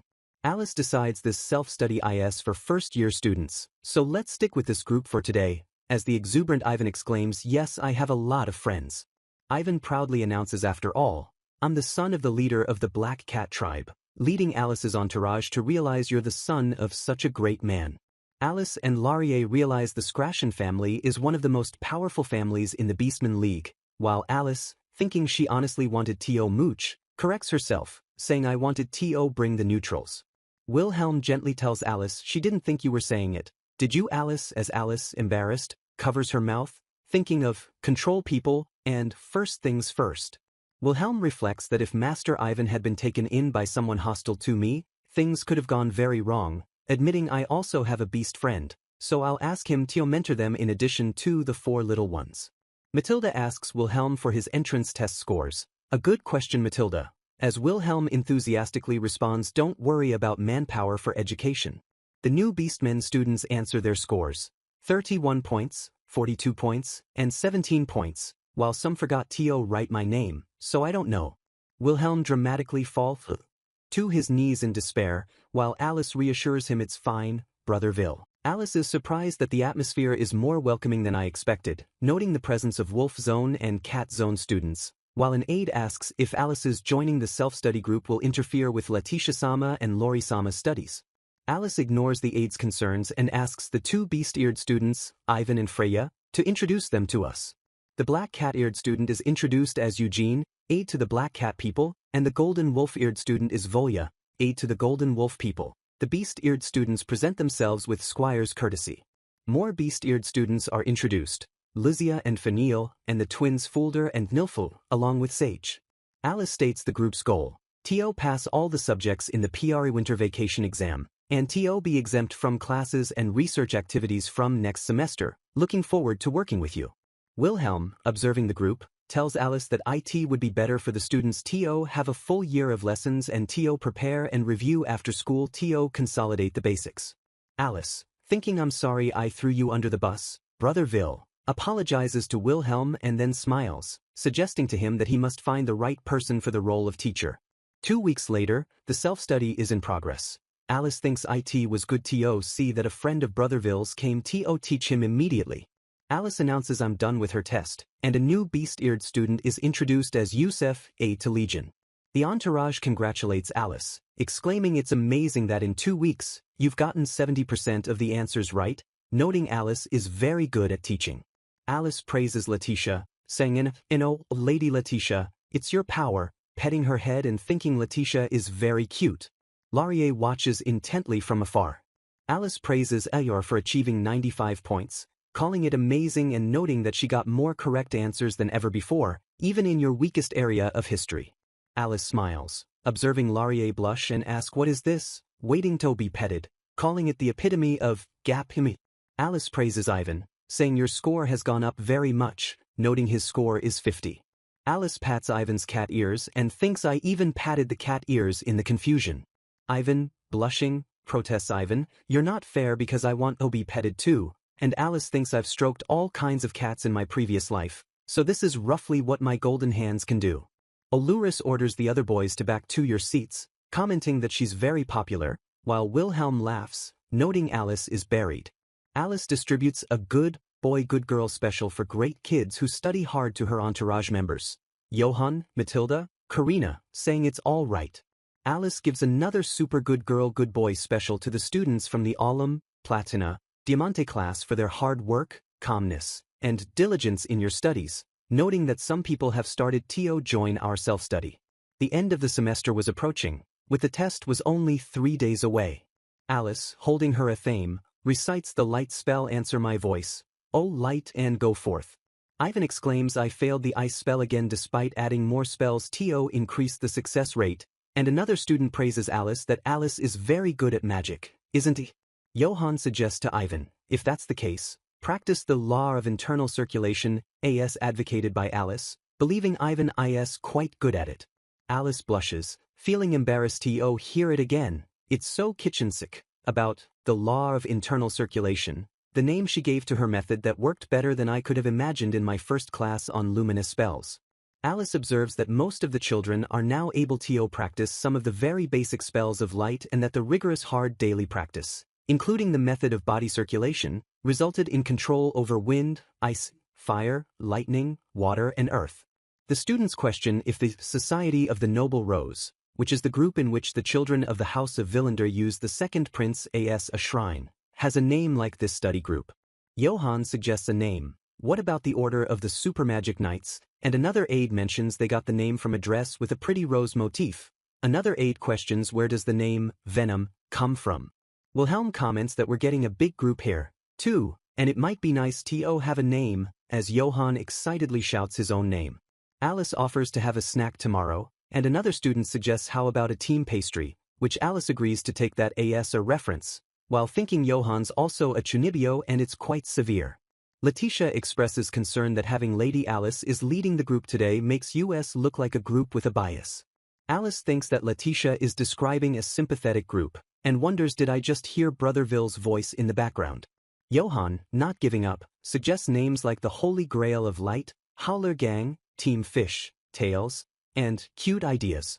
Wilhelm sighs, admitting I knew I hadn't misheard you as he watches Alice's precious group. Alice, who only considers her beautiful silver hair and golden eyes to be the only colors that remind her of Lady Alice, proposes why don't we add the characteristics of Lady Alice and the group, and add a group at the end. Alice tries to recall a name from her previous life that reminded her of a group of people who looked golden, who worked hard at their studies and research and were full of hope, thinking about something new and trying. She suggests the Golden Dawn group. The students are completely shocked by the name. Alice wonders what, as one of the beast-eared students exclaims it is a fitting group for Alice to lead. Ivan excitedly praises the name.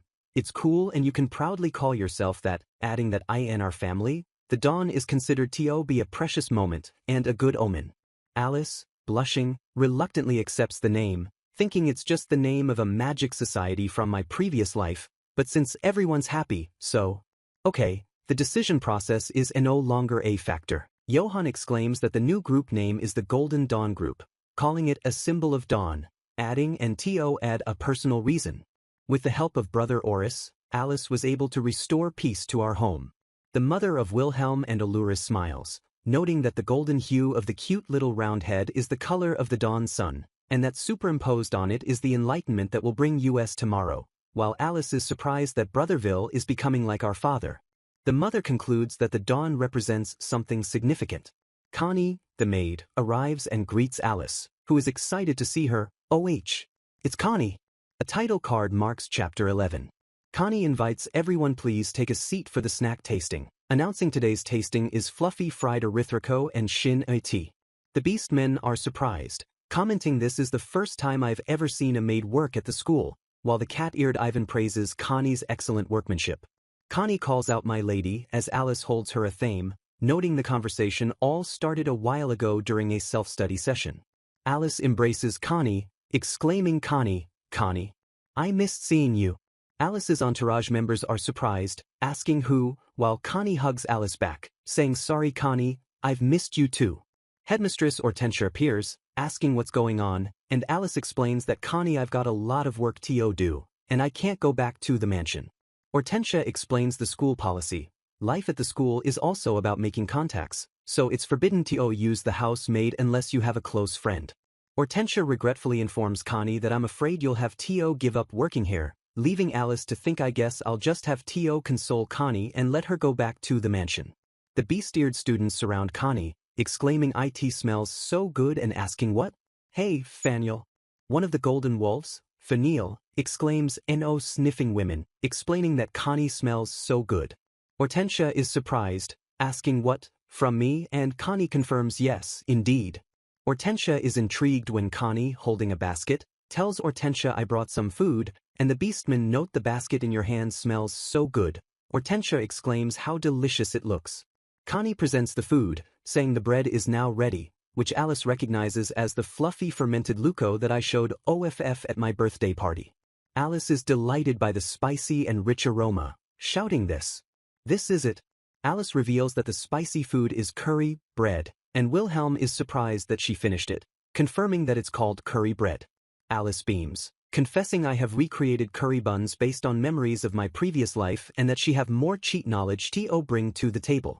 Alice's mother sent a letter to Connie detailing a collaboration with Wilhelm's mother on a pastry project, including Mali powder to address the issue of strong spices. I've been trying to get some unusual spices from the east, but the smell is too strong for my baby to eat. Wilhelm is intrigued by the Mali powder and asks Alice to have a sniff, as Alice smells it, thinking this scent is curry. Connie invites the young lady to please eat it because this is the culmination of the blood, tears, and sweat of the cooks of the house, announcing the wait is over. Alice, delighted by the fragrance, exclaims isn't that called curry bread? Hortensia and Alice sit on a bench, with Hortensia surprised that it seems that our headmaster had curry attributes, and asks if Alice would you like to try it, wondering and whose to blame. Alice and Hortensia happily eat the curry bread, surrounded by the ecstatic beastmen, with Alice apologizing I'm sorry we all ate so much, but next time I'll make sure there's enough for everyone for a snack. The beastmen worry are you okay, thinking that Hortensia she may look like a little girl, but she's an old woman, and I don't think she choked on it. Hortensia, happy and surprised, exclaims you. Oh! About the taste of the curry bread, confirming it was delicious. Eat Mistress Hortensia, looking distressed, pleads with Alice, saying you can't do that, headmaster, while Alice, with sparkling eyes, begs, I want to bring the maker of this into my home because her friends have been working together to grow the yeast for the fermented white bread. Hortensia protests, you can't look like such an innocent little girl, stating that Alice's cooks and Connie are both very important to us, and we can't let them go. As Alice explains she wants to know if she can recreate the recipes I have written with ingredients and equipment from this world, noting that the kitchen staff are working hard and trust me. Alice, thinking about her previous life's knowledge and the fact that Miss Connie wanted to be by Alice's side, wonders what should I do, given that adapting the ingredients and cooking methods are trial and error. Freya, overhearing the problem, offers a solution. Dear Alice, why don't you let Connie work at the Marquise and at the school at the same time by having her recreating the cuisine of the Marquise family in the kitchen here, calling it a second job. Connie is delighted, realizing it's a clever solution, but Alice looks confused, thinking that the plan is to hire Connie as a cook to be hired in the kitchen as a second job rather than keeping her as a servant. Connie enthusiastically agrees to the job offer, saying that's quite all right, miss, wanting to take this opportunity to spread the young lady's recipe to the school. Connie immediately sets off, promising I'll prepare for the move, as Hortensia is shocked, and Connie thinks that I can eat curry bread anytime now. Hortensia, laughing heartily, agrees that Connie will be given the senior position of temporary cook, a title that will save Connie's and your family's reputation, while Alice thinks Connie has now earned her place at the school and must write to my parents as soon as possible. To this day, they deliver snacks to the study room, as Connie proudly serves the eager beastmen. Alice smiles, telling Connie that she's allowed to be an instructor on your own merit, thinking it's even better now, as Connie agrees, saying, as expected of my Connie. Connie happily thinks that Alice's idea of nutrition education, through teaching how to combine food with consideration for nutrients, hygiene and health, is just what I was looking for. The busy but enjoyable days continue as the wind blows. Alice, practicing magic, imagines how to casting spells and dispersing magic power in the air to call down the spirit of the god. Alice is up late, completing her assignment from Sister Sue Wright and working on her project, telling the spirit of the letter to deliver this letter to Brother Oris today. 2 days before the PR winter holiday examinations, the entourage recites their oath of kindness, caring, with compassion, and Wilhelm is concerned if Alice happy with the plan for the exam, advising her it's essential to have this kind of mindset for the exam. Connie guides someone to the study room. Alluris, standing stiffly, confirms I thought it would be a nice experience for Brother Oris. Alluris, looking distraught, adds that I'm sure he'll be well liked by beastly children as well, as the beastmen are amazed by Alluris's beauty, asking you look as beautiful as ever, making Alice realize that Brother Oris can be Yandra even two spirits. A beastman asks if Alluris a fairy. Alluris looks embarrassed but is pleased by the good atmosphere to start the session, with the beastmen commenting that he smells so comforting. Alluris smiles, thinking there's a reason why Alice called me, commenting they are very cute, Alice. Alluris holds out his hand, showing an empty hand, explaining this is a potpourri that has not yet been enchanted with any magic, adding that Alice has prepared this same potpourri by hand for the number of people here. Alice urges the students to take this potpourri as a talisman and keep it close to your body with the magical grants that Brother Oris will teach you. Alice explains that protective charms exist as luxury items in this world because of the existence of magic, and that I think it's customary in many places to carry a protective amulet to ward off danger, adding that vague items such as amulets for divine favor are not sold so much. Alice explains that giving the amulet is the sign of our companionship, and that I, Alice Ravika Oculus, am the guardian of the group. The beastmen understand, realizing it is a sign that we are in this together. A beastman, Feniel, smells Alluris and exclaims you smell like an animal, and Alluris, ignoring the comment, thinks, I knew you'd be surprised, but I just had to give it to you. A disgruntled voice, Gabriella, complains that Alice is an idiot for using a stupid, dumb beastman so heavily, demanding you beasties should know better than to be lowly. One of the beastmen, crying, admits even Lady Alice has been insulted. It's not nice to have yous in the group, as Feniel asks if he's hurt. The unhappy beastman reveals his pain, saying I hate this, I'm lonely, and asking do I have to leave because Gabriella's aides had been torturing the children of the group under her direction. Alluris looks sternly, regretting I was too stupid to realize it until it came to the surface, thinking it was the first time I had ever felt anger towards Gabriella, who I had honestly never treated as a little girl. Alluris thanks Alice for making a good luck charm, revealing he was afraid to meet so many people at the school but is glad I could help. Alice, surrounded by her crying friends, shouts I care for all of you. The grateful beastmen exclaim yes, telling Alice are you sure you don't want us to stay with you, with Alice replying I don't mind, and it's more of a request from me that we stay close with this. Alice smiles, thinking they were the first ones to come to me at the school without worrying about the rumors, noting she don't mind to a certain extent if people talk behind my back because the beastmen agreed with my parents to make this kind of physical membership card. The chapter ends with, because. Alice reflects that Alluris is usually shy and soft-spoken, but when he teaches me magic, he turns all gallant, and she figures that enchantment magic would be a good start. Alluris, now looking serious, suggests let's start by showing you an example. Alluris begins his demonstration. Alice internally acknowledges makes sense, he is one of the dateable hotties from Golden Rose, after all. Alluris recites a spell, asking the item let become one and lend me your miracle, which sounds almost like he's singing. The entourage is stunned, watching the powerful magic as the mana almost seemed to melt out of Alluris. The spell ignites a magic circle, which Alice almost feels like that magic circle is the only light in the world just now. Alluris's eyes look distant as he recites how all the things separate should return to a greater whole, and Alice, seeing his detached state, wonders why have you shut yourself off, noting almost feels like he's completely separate from the world. Alluris is shown, still focused on the spell. Alluris continues his chant, cold winds blowing in the north and waters running south, what has been burned by fire and risen to be among the stars. Control the fate of what you hold, leaving Alice stunned and thinking amazing. Alluris declares the enchantment it's complete. Alluris holds up a beautifully enchanted, sparkling stone. The entourage is ecstatic, shouting that was so cool and especially your lines, though Johann corrects them, that wasn't lines, but a chant.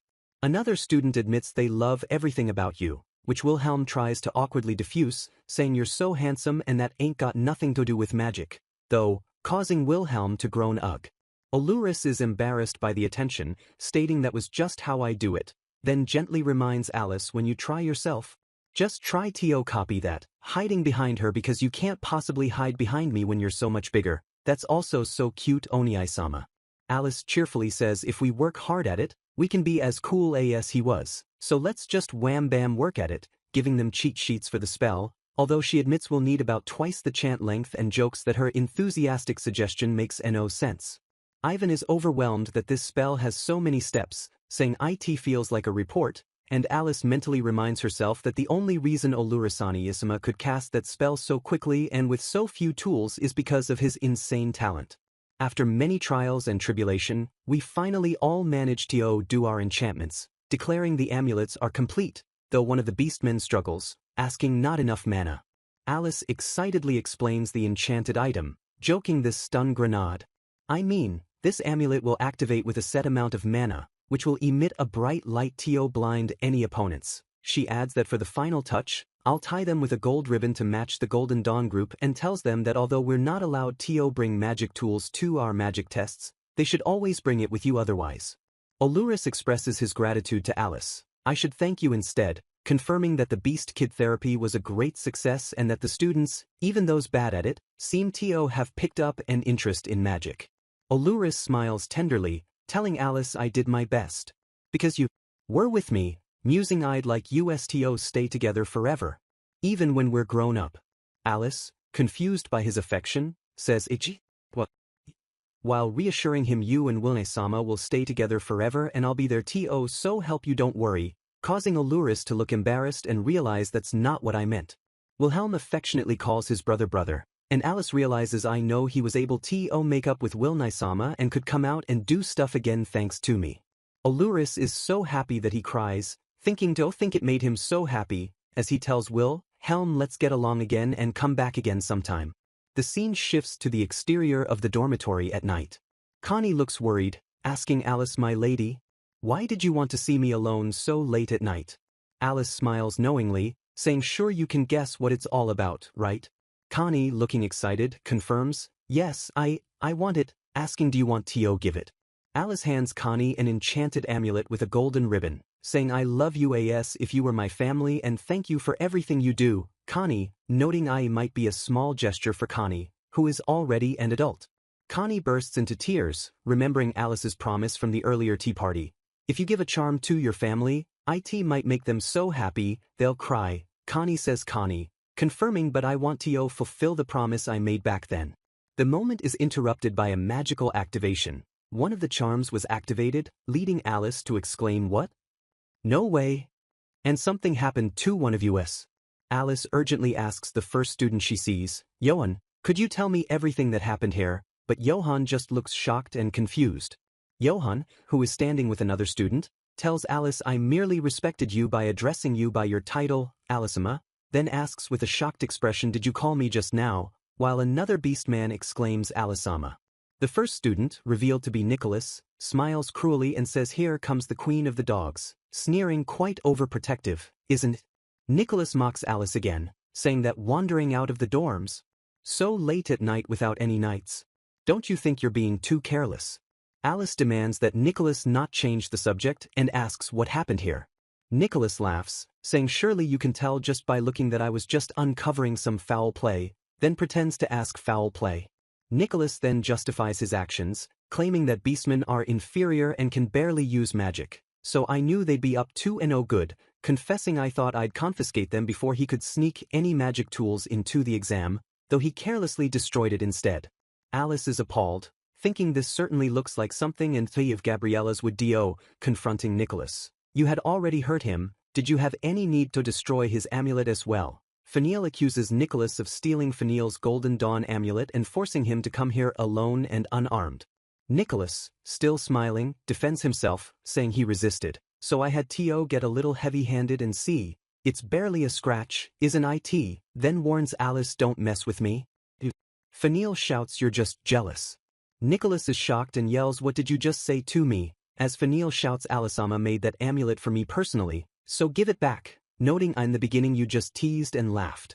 Faniel explains that the moment I told you it was handmade for me, You got all serious, confirming Nicholas's jealousy. Nicholas screams, "Shut your filthy mouth, you damn beast," and readies his weapon. Alice yells, "Watch out, Fenil-kun's unarmed." Alice lunges forward to protect Fenil. Alice pushes Fenil out of the way as Nicholas strikes. Blood splatters against the wall. Connie is seen hugging Fenil, protecting him from the blow. Nicholas stands over the injured Connie and Fenil, the blood staining the stone floor. Alice's eyes widen in horror, seeing Connie's bleeding from her neck and that red blood burned into my eyes. Alice's magical power surges outward. Nicholas and his aide look shocked. Alice feels an unfamiliar magical presence, asking what is this feeling. Alice, with an expression of cold rage, asks herself, how do I describe this feeling? The entourage is terrified, wondering what could it be, as Nicholas understands, saying, I see. Alice is surrounded by the opposing forces, thinking about my loved ones and those I hate. Alice notices the fear on the faces of her friends, asking my loved ones, why are you scared? Alice mentally asks, maybe this is no good. Alice stares coldly at Nicholas and his group, thinking seems like those awful people are shouting something, deciding how annoying. Alice's power intensifies, deciding let's erase them. Alice's chant flows out of her like a song. Those who speak to the dead, those who are an eternal threat to themselves, demanding the ice freeze. The magical ice shard, large and powerful, forms from the ground, confirming ID moves however I want, declaring the feeling truly wonderful. Alice's voice, full of power, declares, I thought I felt someone scattering a needlessly large amount of mana. It's turning into a big ice shard. Alice stares at the destructive beauty, thinking, oh, how beautiful. Alice's hand glows as she holds back the tremendous power, looking serene.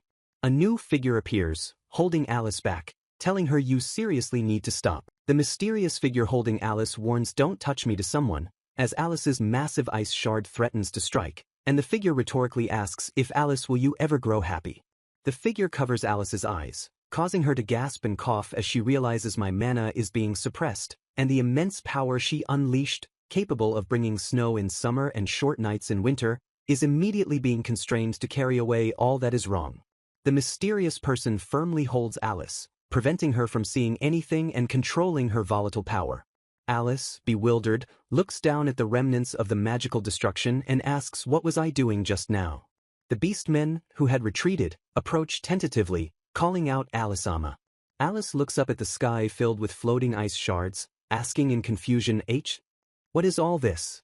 Nicholas screams, stay away from me, looking horrified, as Alice looks down and asks, did I do this? Alice's aide runs to her, calling my lady, as Alice realizes with alarm, see Connie. Alice panics, realizing I feel like I was about to do something terribly dangerous, and Nicholas's aide screams, I didn't mean. Alice realizes that the crystalline ice was dangerous because the ice absorbed my anger and was sharpened by it, thinking I tried to. Alice is horrified, realizing she was about to kill people. Connie, alive and well, hugs Alice, saying it's all fine now, my lady, and reassuring her that she is perfectly safe and you didn't hurt anybody. Alice, crying, apologizes to Connie, who assures her everything is fine. Ivan chastises Fenil, asking what were you doing, all scared with your tail between your legs, telling him everyone loses control of their mana once or twice, but Fenil ignores him, saying you just wanted to save us and yet I. Fenil cries, telling Alice and all fine now. So please, don't cry. Fenil's friends thank Alice so much for coming to help us, admitting we might have been a little scared but we know you wouldn't hurt us. Nicholas, looking terrified, realizes Alice-ama is crying. Nicholas and his aide look shocked as Alice cries into Connie's shoulder.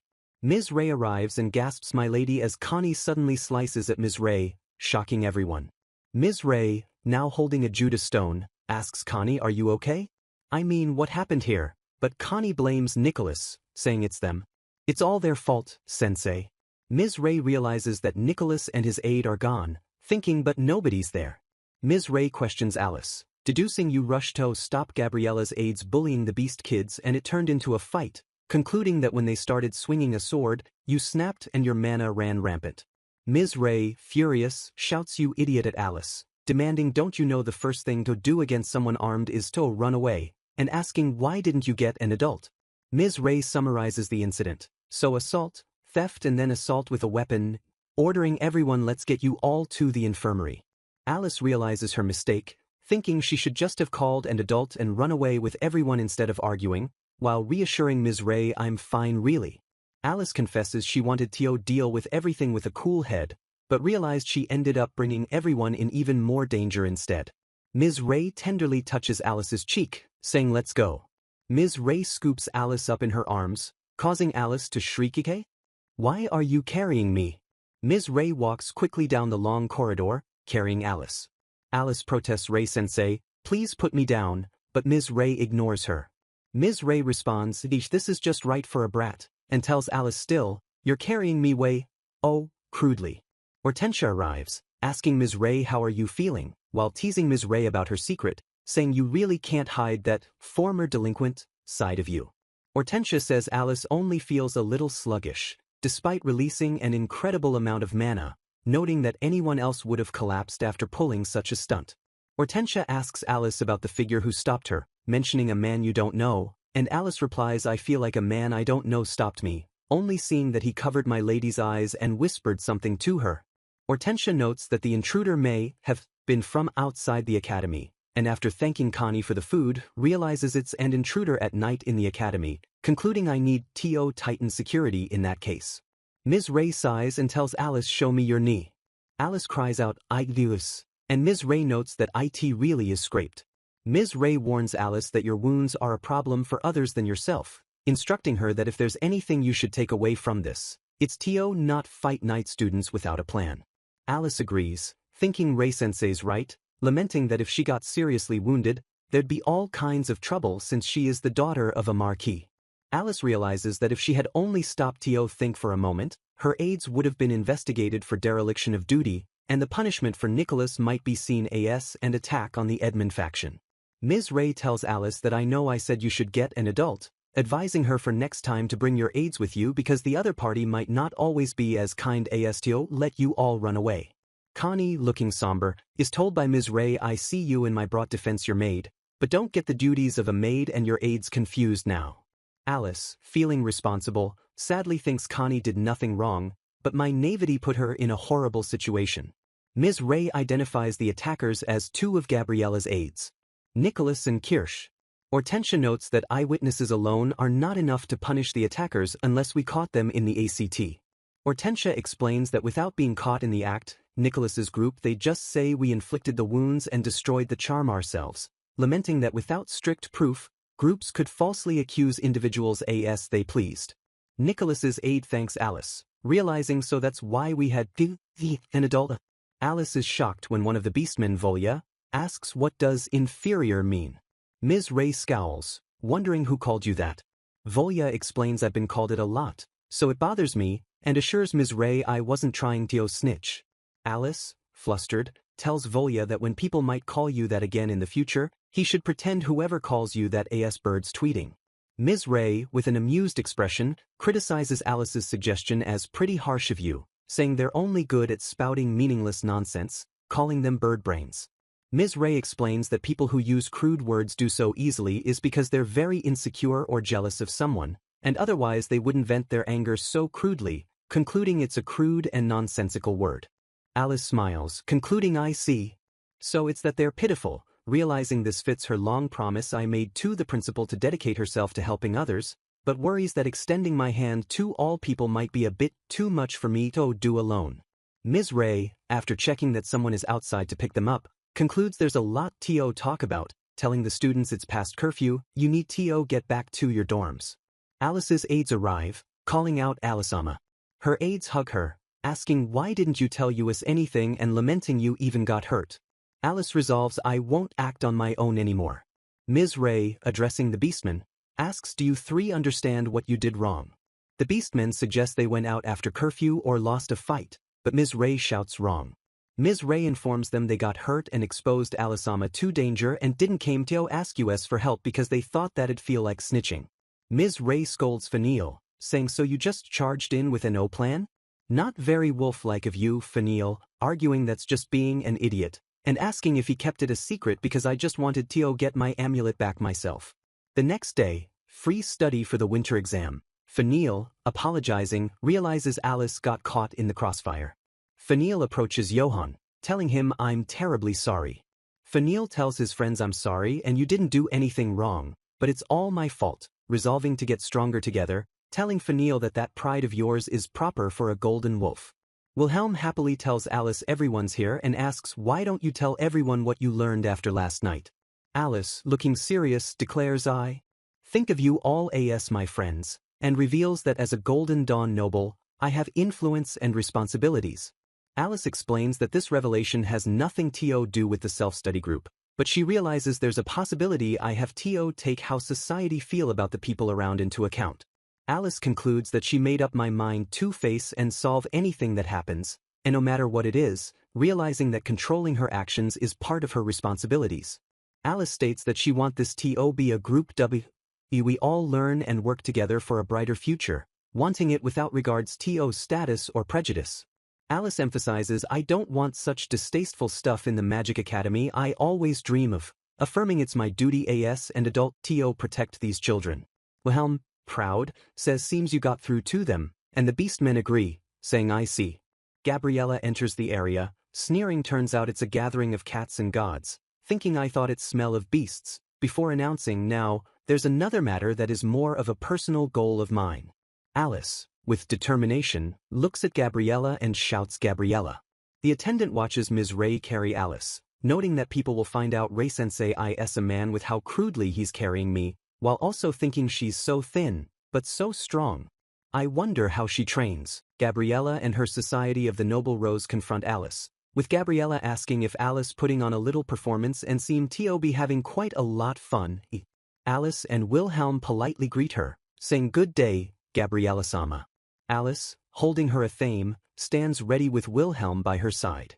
Gabriella, holding a fan like some kind of minor character, comments on Alice's passionate speech, suggesting she shouldn't be struggling in vain to get them ready for tomorrow's exam. Alice smiles and dismisses Gabriella, saying it was just you, Gabriella-sama, that she can't hear anything. Alice then asks about a bird chirping, pretending she misheard Gabriella. Alice continues the insult, telling Gabriella I've always thought you had a most beautiful voice, saying it almost sounds like the singing of a cute little bird. The Beastmen, remembering Alice's previous lesson on birds tweeting, are amused, while Gabriella's aides grow angry, feeling provoked. Gabriella turns away in anger, complaining seems the daughter of Mark Oculus doesn't even know proper manners. Gabriella calls out to Agaresta-sama, believing Alice's behavior is quite a worrying sign for the future of her family. Prince Agaresta walks toward Gabriella, asking if Oculus was being mean to you, are you okay, and Gabriella assures him, yes. I'm fine. Gabriella, who is the second prince of the empire, asserts there's no way she'd ever get the upper hand against me. Alice reflects that the prince is part of the imperial family and thus has a huge amount of influence, making him a threat to the neutral faction, so he'd been placed in the supposedly neutral Platina class. Alice laments I can't really stand him, realizing I was actually supposed to get close to him to make sure that doesn't happen, but sadly notes that Gabriella and him got very close while I wasn't paying attention. The prince turns his attention to the Beastmen, asking Alice, don't you have any pride as a noble for playing around with the beasts? And Alice thinks I should at least still try to be friends with him to avoid a cliché bad ending. Like being exiled. Alice confronts the prince, telling him I don't know what you're trying to say, Your Highness, shocked that a member of the imperial family would discriminate against beastmen in broad daylight. The prince, shaking his head, says good grief and asserts I'm just saying I'm sad to see you fall so low because nobody would hang out with you. Alice maintains her composure, reminding him I love and respect you and by extension, His Majesty as a noble of this country. The prince replies that's good to hear, but dismisses her politeness as a little late for brown-nosing. The prince is left stunned by Alice's response. Alice, still maintaining her respectful tone, tells the prince that noble people should have bigger hearts, advising him not to show contempt for people for no good reason as that's for your own sake too. The prince, enraged, shouts how dare you, though Alice apologizes for my impertinence because I said it wishing you the best. The prince, stepping closer, dares Alice to feel free to punish me if you don't like what I'm saying, warning her that if she does doing that will drive away anyone who dare give you their honest opinion. Alice smiles sweetly and asks a tyrant, right? The prince is shocked by the accurate label, silently raising his hand to stop her from saying anything more. Alice pretends to backtrack, saying I was just recalling that word, and warns him it'd be unwise to carelessly speak in front of so many people. Nicholas's aide stares at Alice, thinking her boldness should be obvious with just a single glance of the situation. The prince, ignoring Alice's counsel, tells her I don't need your advice, warning watch your mouth, Oculus. Wilhelm, seeing Nicholas with the prince, thinks that if Nicholas ever tries something again, I swear I'll stop him. Alice realizes that Nicholas' full name is Nicholas Ducker. The aide stands ready to follow the prince. Alice boldly states that her group are superior to you in terms of grace, wisdom and intelligence, and at the least, I'm sure the ones of us here are better than Nicholas's group. Gabriella, stepping in front of Nicholas, asks who are you calling lowly rabble, telling Alice could you not address my aide like that. Gabriella is confident my society will easily come out on top during tomorrow's exam, telling Alice don't make a fool of yourself by claiming intellectual superiority. Alice, ignoring Gabriella's anger, asks then why don't we make it a contest? Alice proposes to the prince. Would you recognize the group between the Rose Society and our Dawn that gets the higher average score in the 5 main subjects on the winter exam tomorrow as superior? The prince agrees, saying sure, why not? The prince accepts, saying just don't start crying, Oculus, and proposes a condition. If you lose, Alice must kiss my shoes as my faithful retainer. Alice agrees, saying okay, and proposes a counter-condition. If your highness loses, he will spend an entire day handing out flyers that say, I'm sorry I lost. The prince is furious, shouting you little. Alice confidently boasts that the Rose Society has only been having tea parties, ain't no way we'll lose, and asks a blushing Wilhelm isn't that right, Wilness-ama? Wilhelm nervously apologizes, thinking maybe I overdid it again. The classes for the winter exam are announced. Today will be history and literature, tomorrow will be music and arithmetic, and the final day will be the magic test. Ms. Ray reminds the students that the exam has begun, the day of the winter exam, and the only things you may bring to the tests are writing tools. Ms. Ray confirms they may also bring Judas stones for the magic test, but all other magic tools are forbidden. Ms. Ray announces that the principal has decided that the test scores will be announced the very same day, and that the exam will consist of 1 subject each in the morning and the afternoon with ample time for lunch in between. Ms. Ray emphasizes that the scores will have a huge influence on your individual curriculums after the winter break, urging them to do everything in your power to not have regrets. Ms. Ray reminds them they will all still take written tests in your own classes.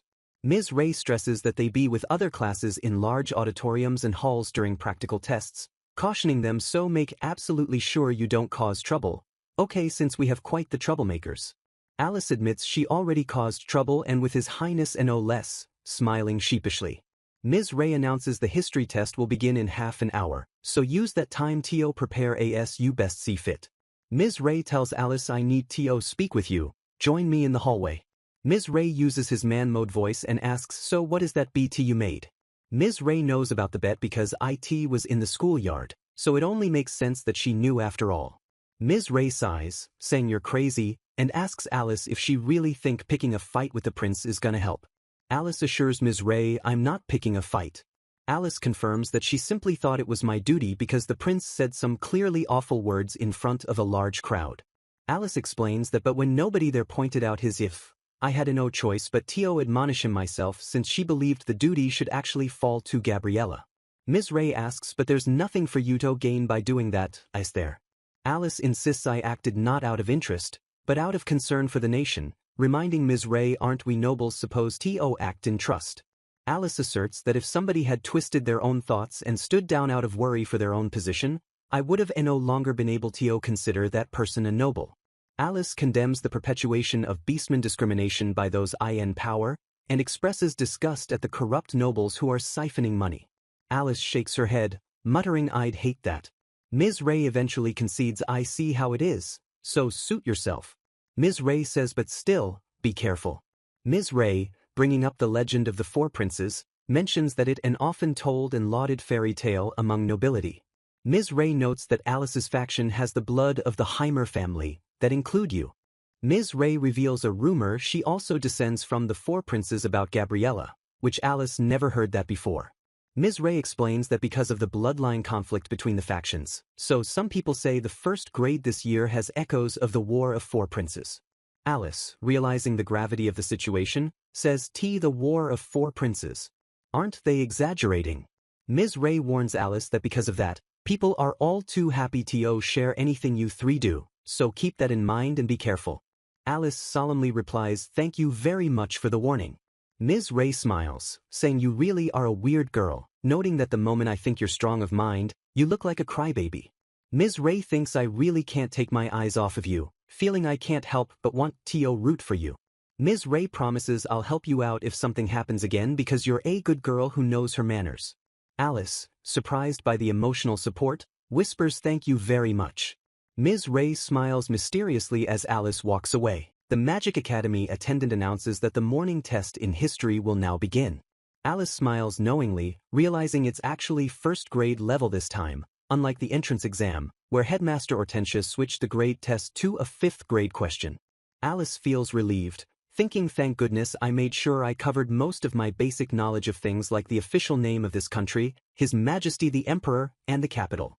Alice confidently writes the names of the 4 princes recorded in history: Orion Zebu, Kuriwa Bran, Ignis Noir Nix Vila. She recalls that Orion-sama was the ancestor of the imperial family and the descendants who kept both the blood and name are called the only direct descendant. Alice remembers that the direct descendants of Kaluya-sama and Ignis-sama are unfortunately said to have died out, but Nix-sama's blood is running in the Heimer family and seems to be part of their ancestry. She muses to herself, I wonder how they passed away. After the test, Laurier calms a distraught Leticia, telling her let's go get lunch, Alice-sama, as the rest of the group is surprised by Leticia's outburst.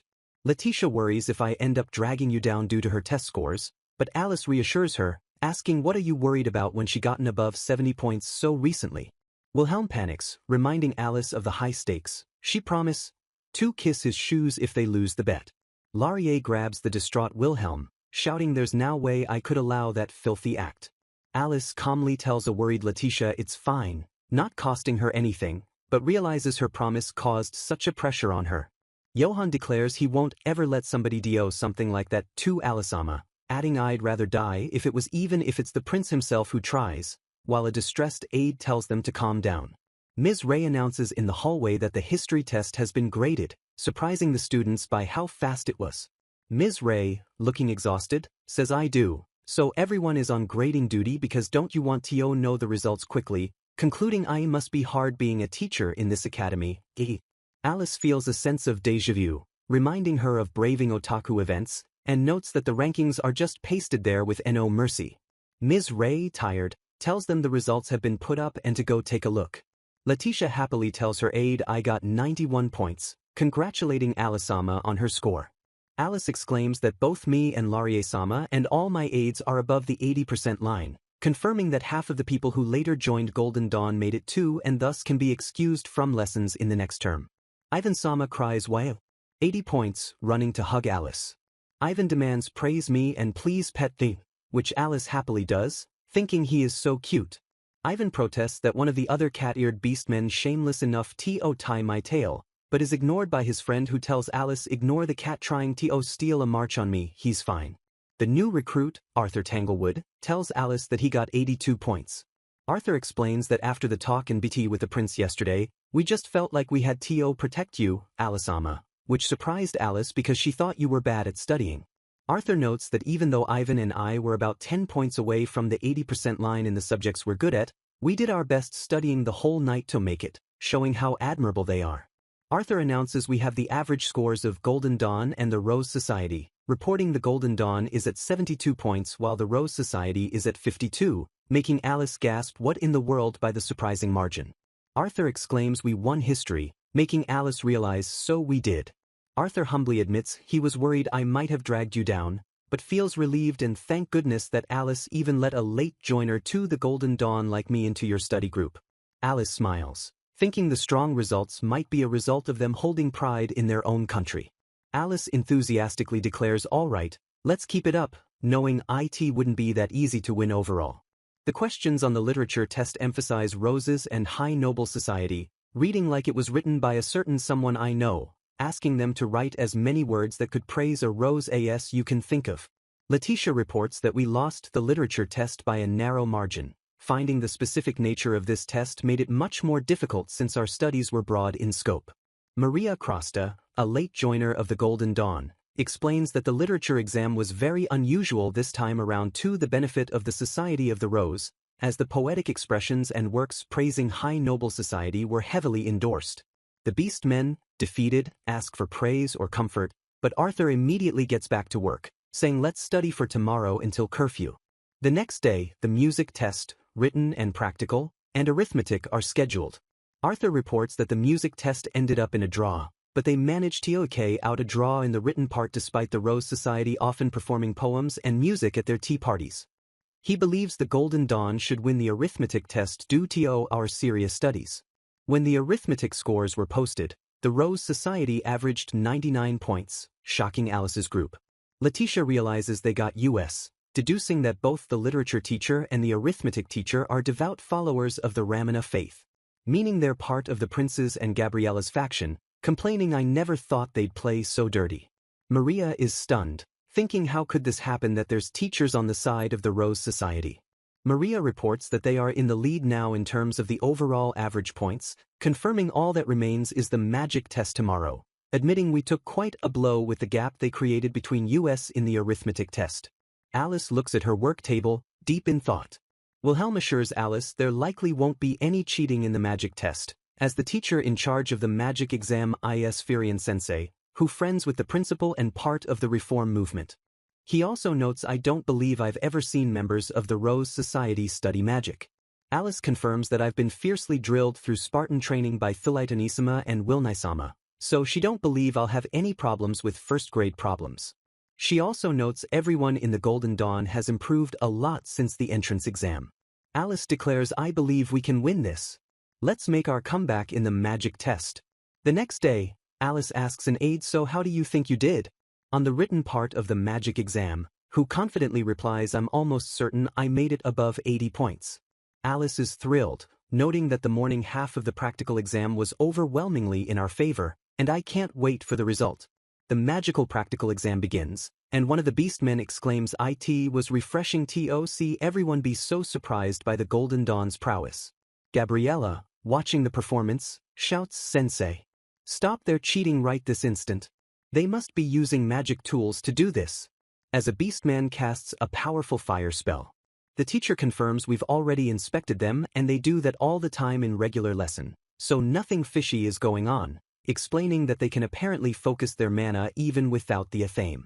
The teacher notes that even if it's only on a small half the scale members of Golden Dawn can use all the magic elements now, confirming I've come to understand there's nothing to the myth that Beastmen are extremely bad at magic. The teacher admits I saw the shadow of Philitonissima hanging over the teacher back then, and muses that if they just establish the methods they use and teach and improve it, in the future, the Beastmen will have amazing potential. Alice is surprised by the bizarre attitude the people of this country have towards magic, initially thinking Gabriella's group did nothing but hold tea parties.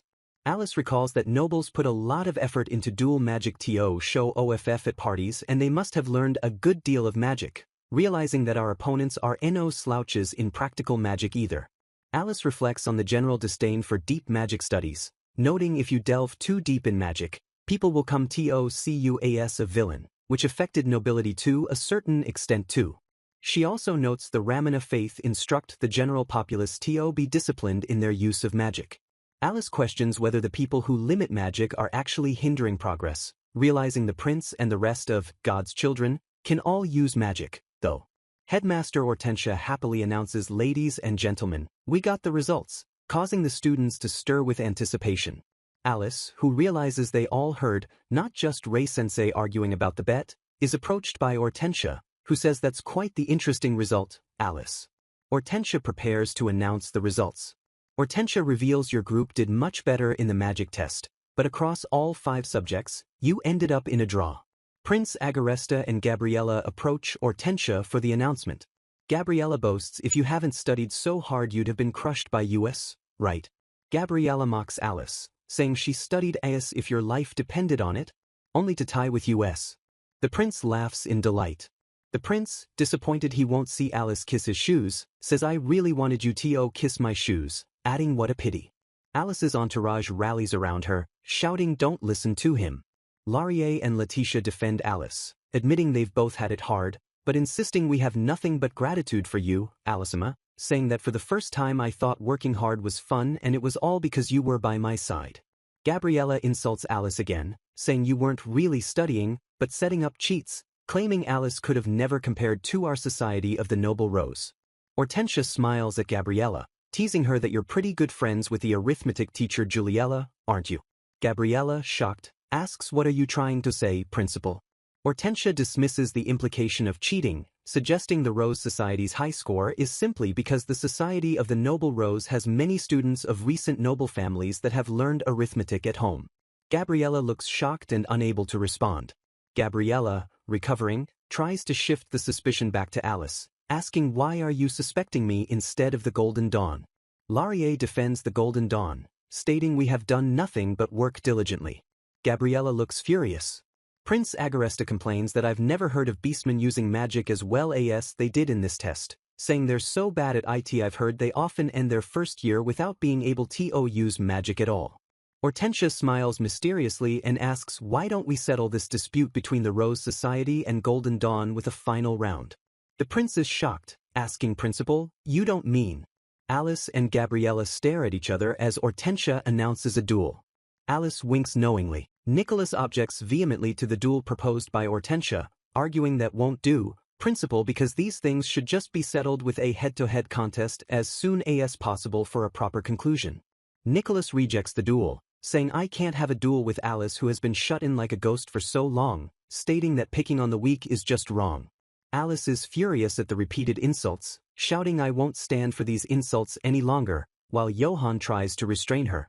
Nicholas aggressively challenges Johann, asking do you want me to beat you again, telling him to stay out of this. A box reveals that Nicholas and Johann are half-brothers with different mothers.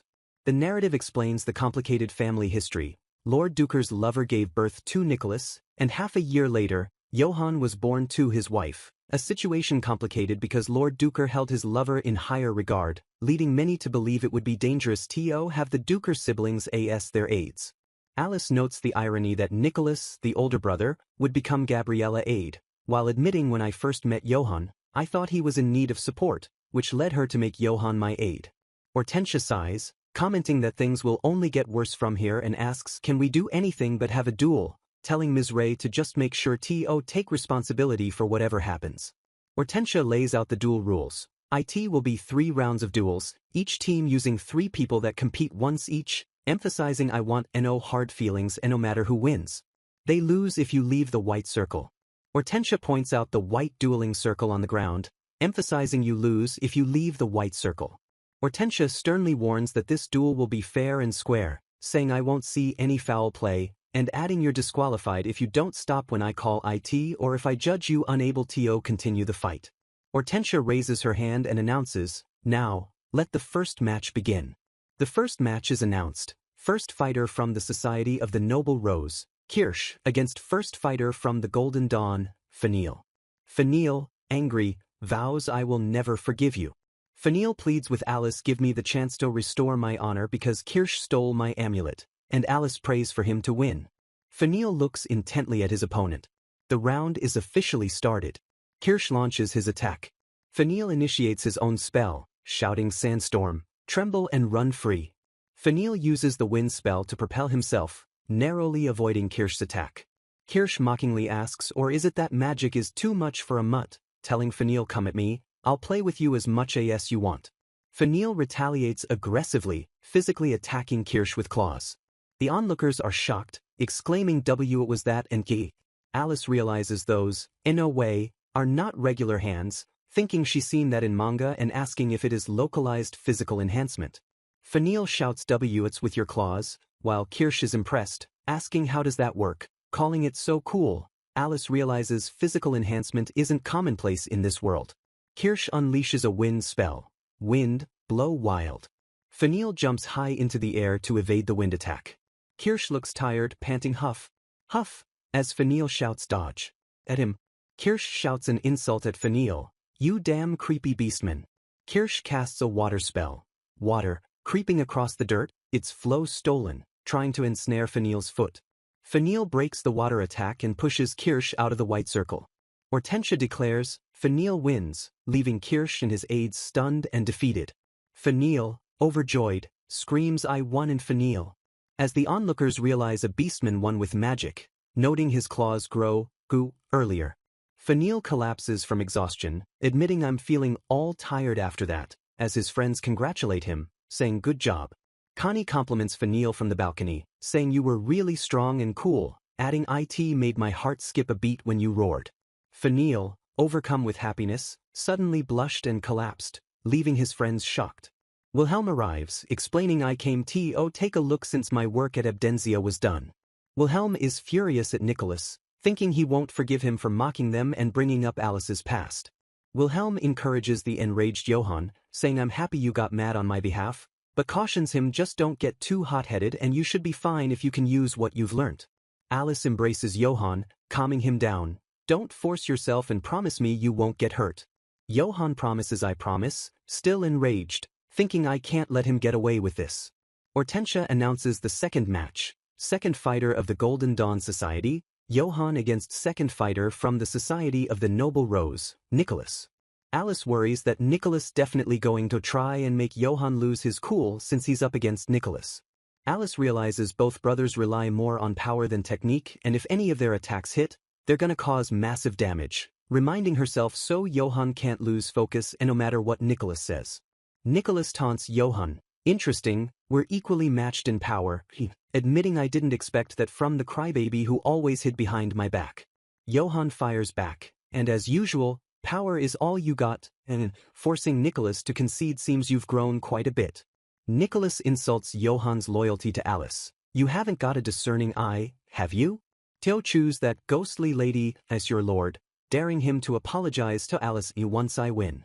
Johann ignores the taunt, shouting I won't show mercy if you do and demanding Nicholas don't insult Alice anymore. Nicholas laughs maniacally, questioning won't show me mercy. Johann is quickly wounded on the hand, shouting Yujish. Alice cries out Johann. You're bleeding. Nicholas taunts the injured Johann. You're her guard, but she treats you like a pet, how pitiful, asking are you going to surrender? Johann defends Alice. My lady is just too kind unlike yours. Johann lunges at Nicholas, shouting here I come, Nicholas. I'll never forgive you. Nicholas easily evades Johann's direct attack, thinking why didn't she choose me? Nicholas casts a fire spell, aiming at Johann's whirlwind attack. Wage flame, go and devour the air. The fire spell burns Johann's defense, hitting him squarely. Hortensia announces the winner, Nicholas, as Gabriella smiles victoriously. Alice cries out Johann. Nicholas mockingly asks a defeated Johann are you hurt, scolding how disgraceful, you're supposed to be a knight because he let your guard down and you get carried away so easily. Nicholas reveals it was also because you had no caution in practicing that spell in front of others that he could so easily counter it. Alice furiously confronts Nicholas. You were spying on our training, demanding why are you always being so nasty. Nicholas harshly tells Alice if you don't want him to get hurt, then stop pampering him like that, saying you're at fault too, Alice-ama. Alice looks devastated by his accusation. Nicholas adds that Alice's actions are not how a lord should act because you encouraged him to surrender and worried for his wounds. Alice mentally agrees. It's not proper for my position, but I can't help but want to protect the children. Alice admits I feel like I understand him even less now. Hortensia announces a 5-minute break before the third match. Alice realizes Nicholas's words were serious advice and I never thought Nicholas would be the one to point that out to me. Johann apologizes to Alice I'm terribly sorry, Alice-ama because it's all because I'm so weak, feeling he has messed up too much to be forgiven. Alice gently hugs the crying Johann, telling him almost everything in this world can be forgiven, reminding him I was prepared for this as your lord and that he had been trained enough as a guard. Alice tells Johann so it's okay, you can just keep trying, noting that nobles might come to see something trivial as the end of the world but as long as you both still have your life, there's nothing to despair over. Wilhelm, devastated by his own mistake, tells Johann sorry, Jon, admitting it's due to my oversight he knew what you trained and where and acknowledging that children don't have a broad perspective without experience. Wilhelm, filled with regret, apologizes. I'm terribly sorry to owe you as well, Alice-sama. Admitting Alice is right that that's not how a lord should act. Alice, now composed, gives Wilhelm an order as your lord. Train him to be a first-class aide, deciding staying naive won't do them any good.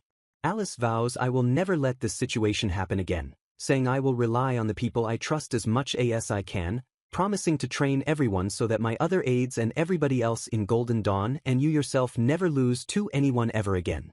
Alice asks Wilhelm, you're going to fight next, right? Noticing that he is worried right now, hiding the fear that you might lose. Wilhelm agrees yeah, but then tells Alice, if the worst comes to worst, I won't let you kiss that man's shoes in public, vowing I'll kidnap you and carry you away. Alice thanks Wilhelm, saying so I promise I won't lose, but teasingly reminds him that even if you take me to your home, we'll have to deal with it eventually. Wilhelm smiles, saying that's the Alice I know, and tells her to tell everyone in the Golden Dawn not to worry. Alice smiles, telling Wilhelm the first promise to win this match as their leader and a member of the Oculus family. Hortensia announces, all right, time for the third match. Prince Agresta addresses Wilhelm, acknowledging they're tied up with 1 win and 1 loss. Assuming the final fighters will be Agresta and Alice. He offers Alice a final chance to back out of this, Oculus, if she apologizes profusely to Gabriella and I for your insults. Alice defiantly shouts I won't back out. Gabriella screams at the prince, don't waste any time listening to her nonsense, while Alice challenges the prince, asking do you really believe Gabriella-sama's bad excuses? The prince remains impassive as Alice wonders if he's originally mean to be the main capture target in and Otome Game, asking if there's some sort of backstory that explains why he ended up so twisted. Alice confronts the prince again, asserting your highness only sees and hears what you want to see and hear, saying that how the prince has been acting so far is inexcusable for somebody in such a position of power. Alice declares that she'll beat his bad character out of him. Hortensia smiles, asking if they are both ready, and instructs them to fight with no regrets. The prince, holding his glowing ring, vows I'll show you the might of the imperial family, don't regret this now, and shouts start. The prince casts a fire spell, demanding the elements speak, voice of acknowledgement, and show me your dazzling flames. Alice prepares her defense against the advancing magical flame. The onlookers are shocked by the intense flame, shouting a amazing and whoosh. Alice casts an ice spell, Curtain of the Trembling Night, dismissing the prince's attack as that kind of spell that's all for show won't work on me. Alice unleashes a torrent of ice shards, chanting flocks of freezing dead, cover everything in your power as the ice collides with the prince's fire. Alice's attack is too powerful, completely destroying the white dueling circle, and she apologizes to Hortensia, realizing I overdid it, shouting and that was dangerous. Hortensia sighs dramatically and comments that since the circle is destroyed now, does that mean losing by ring out is no longer an option? Alice laughs, asking the kneeling prince, did you get so surprised your knees gave out, and offers a hand. The prince angrily rejects her help, shouting that's rude. I even offered you a hand, concluding Gabriella was right. You may look nice, but you're indeed a nasty girl. Alice casts a ground spell, gently sleeping earth, wake up, summoning small stones, grains of sand. Alice spreads the earth spell out so the fighting wouldn't turn into a close quarters fight, and she tells the prince don't get all haughty just because you can cast a spell like that. Alice successfully traps the prince with vines, realizing I knew it, it's vines, feeling relieved she was able to pull it off and use the chant Lion of the Stone Gate, let me pass through the path of foliage. Alice uses the vines to propel herself high in the air, shouting hear me, ancient seeds. Experience the joy of domination, and casting a restraint spell. Hortensia, watching the impressive counterspell, thinks a counterspell, noting Alice only just studied it because I thought it was cool. Alice ensnares the prince in a massive vine, shouting grab the prince. Alice lands gracefully and smiles, telling the now ensnared prince I'm honestly surprised how good you are at magic, but laments but there's not many who I can practice with or fight against. So I really had a lot of fun. Alice turns her head to address the prince. Alice asks the captive prince what is running through the heads of the students watching us right now, suggesting they feel fear? Panic.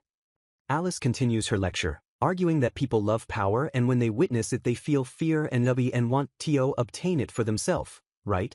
But warns that his misuse of power would go against the teachings of the Ramina faith.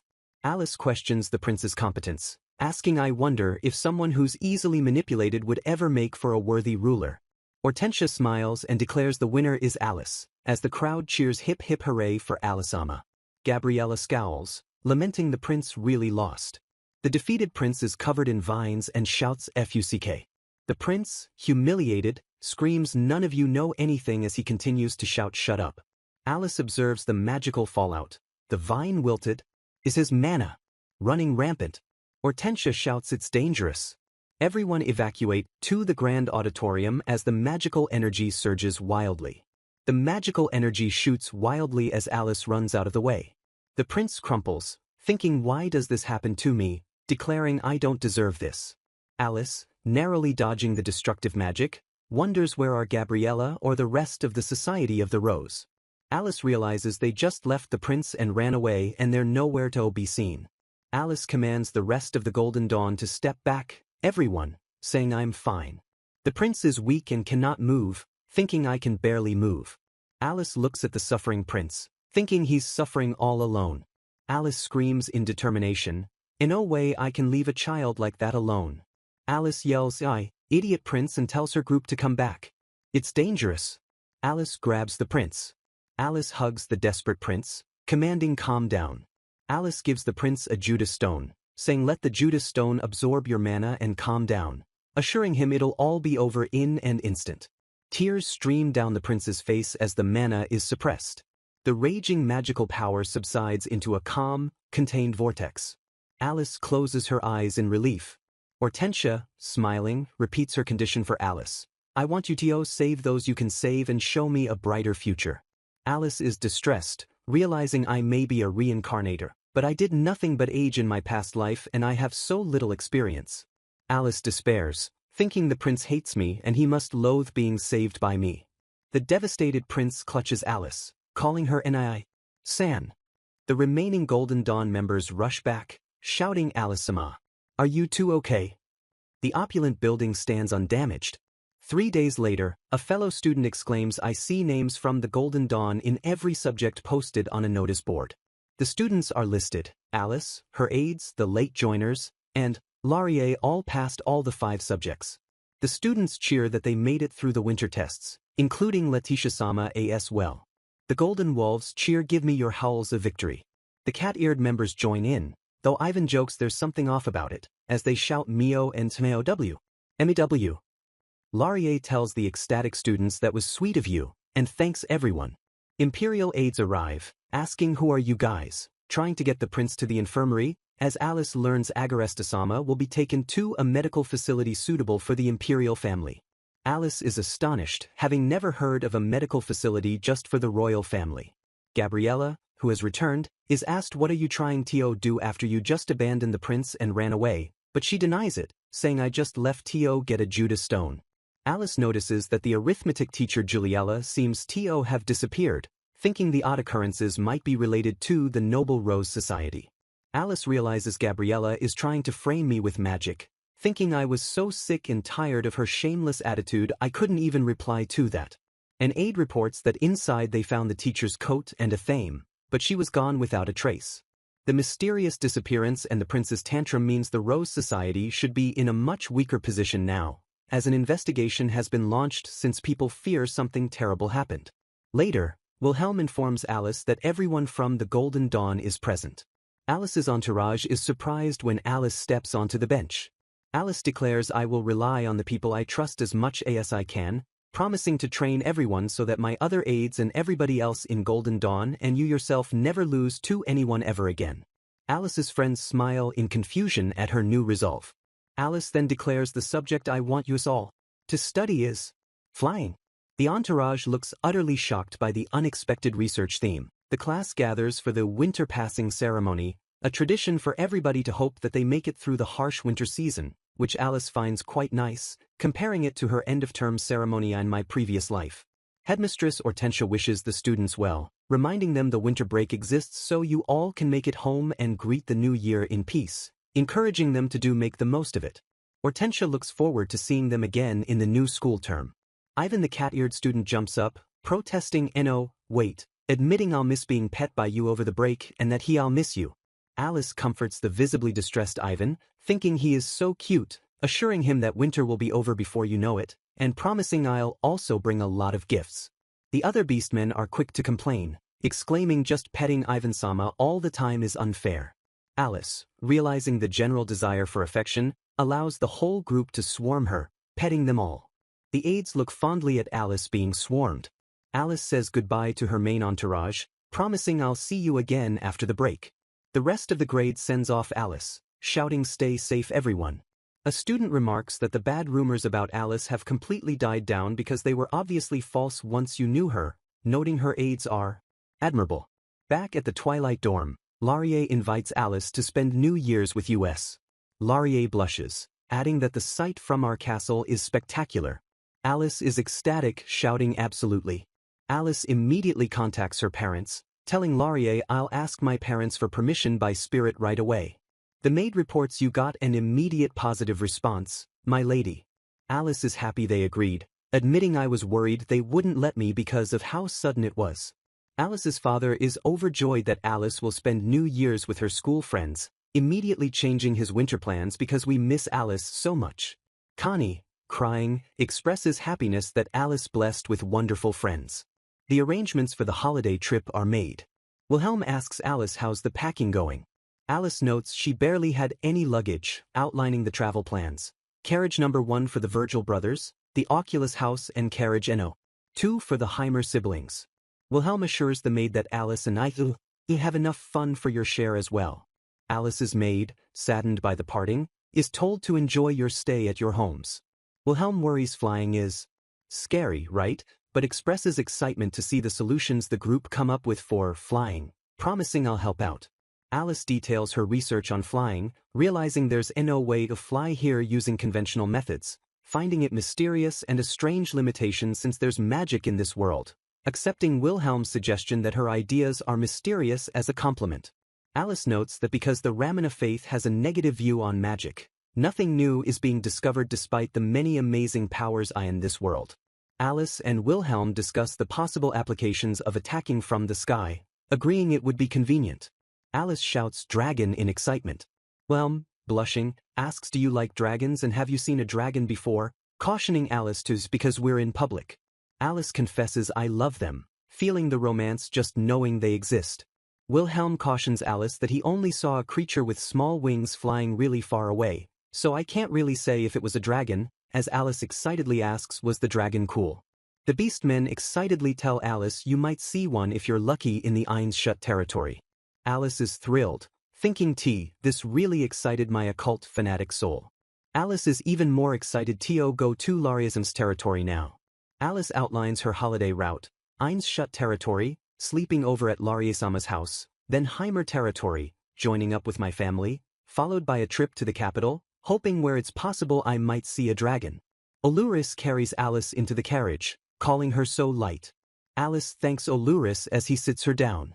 Alluris holds Alice on his lap, smiling, telling her you've grown a lot, which Alice finds pretty nice but insists she can perfectly fine on my own. Wilhelm stares at them gloomily.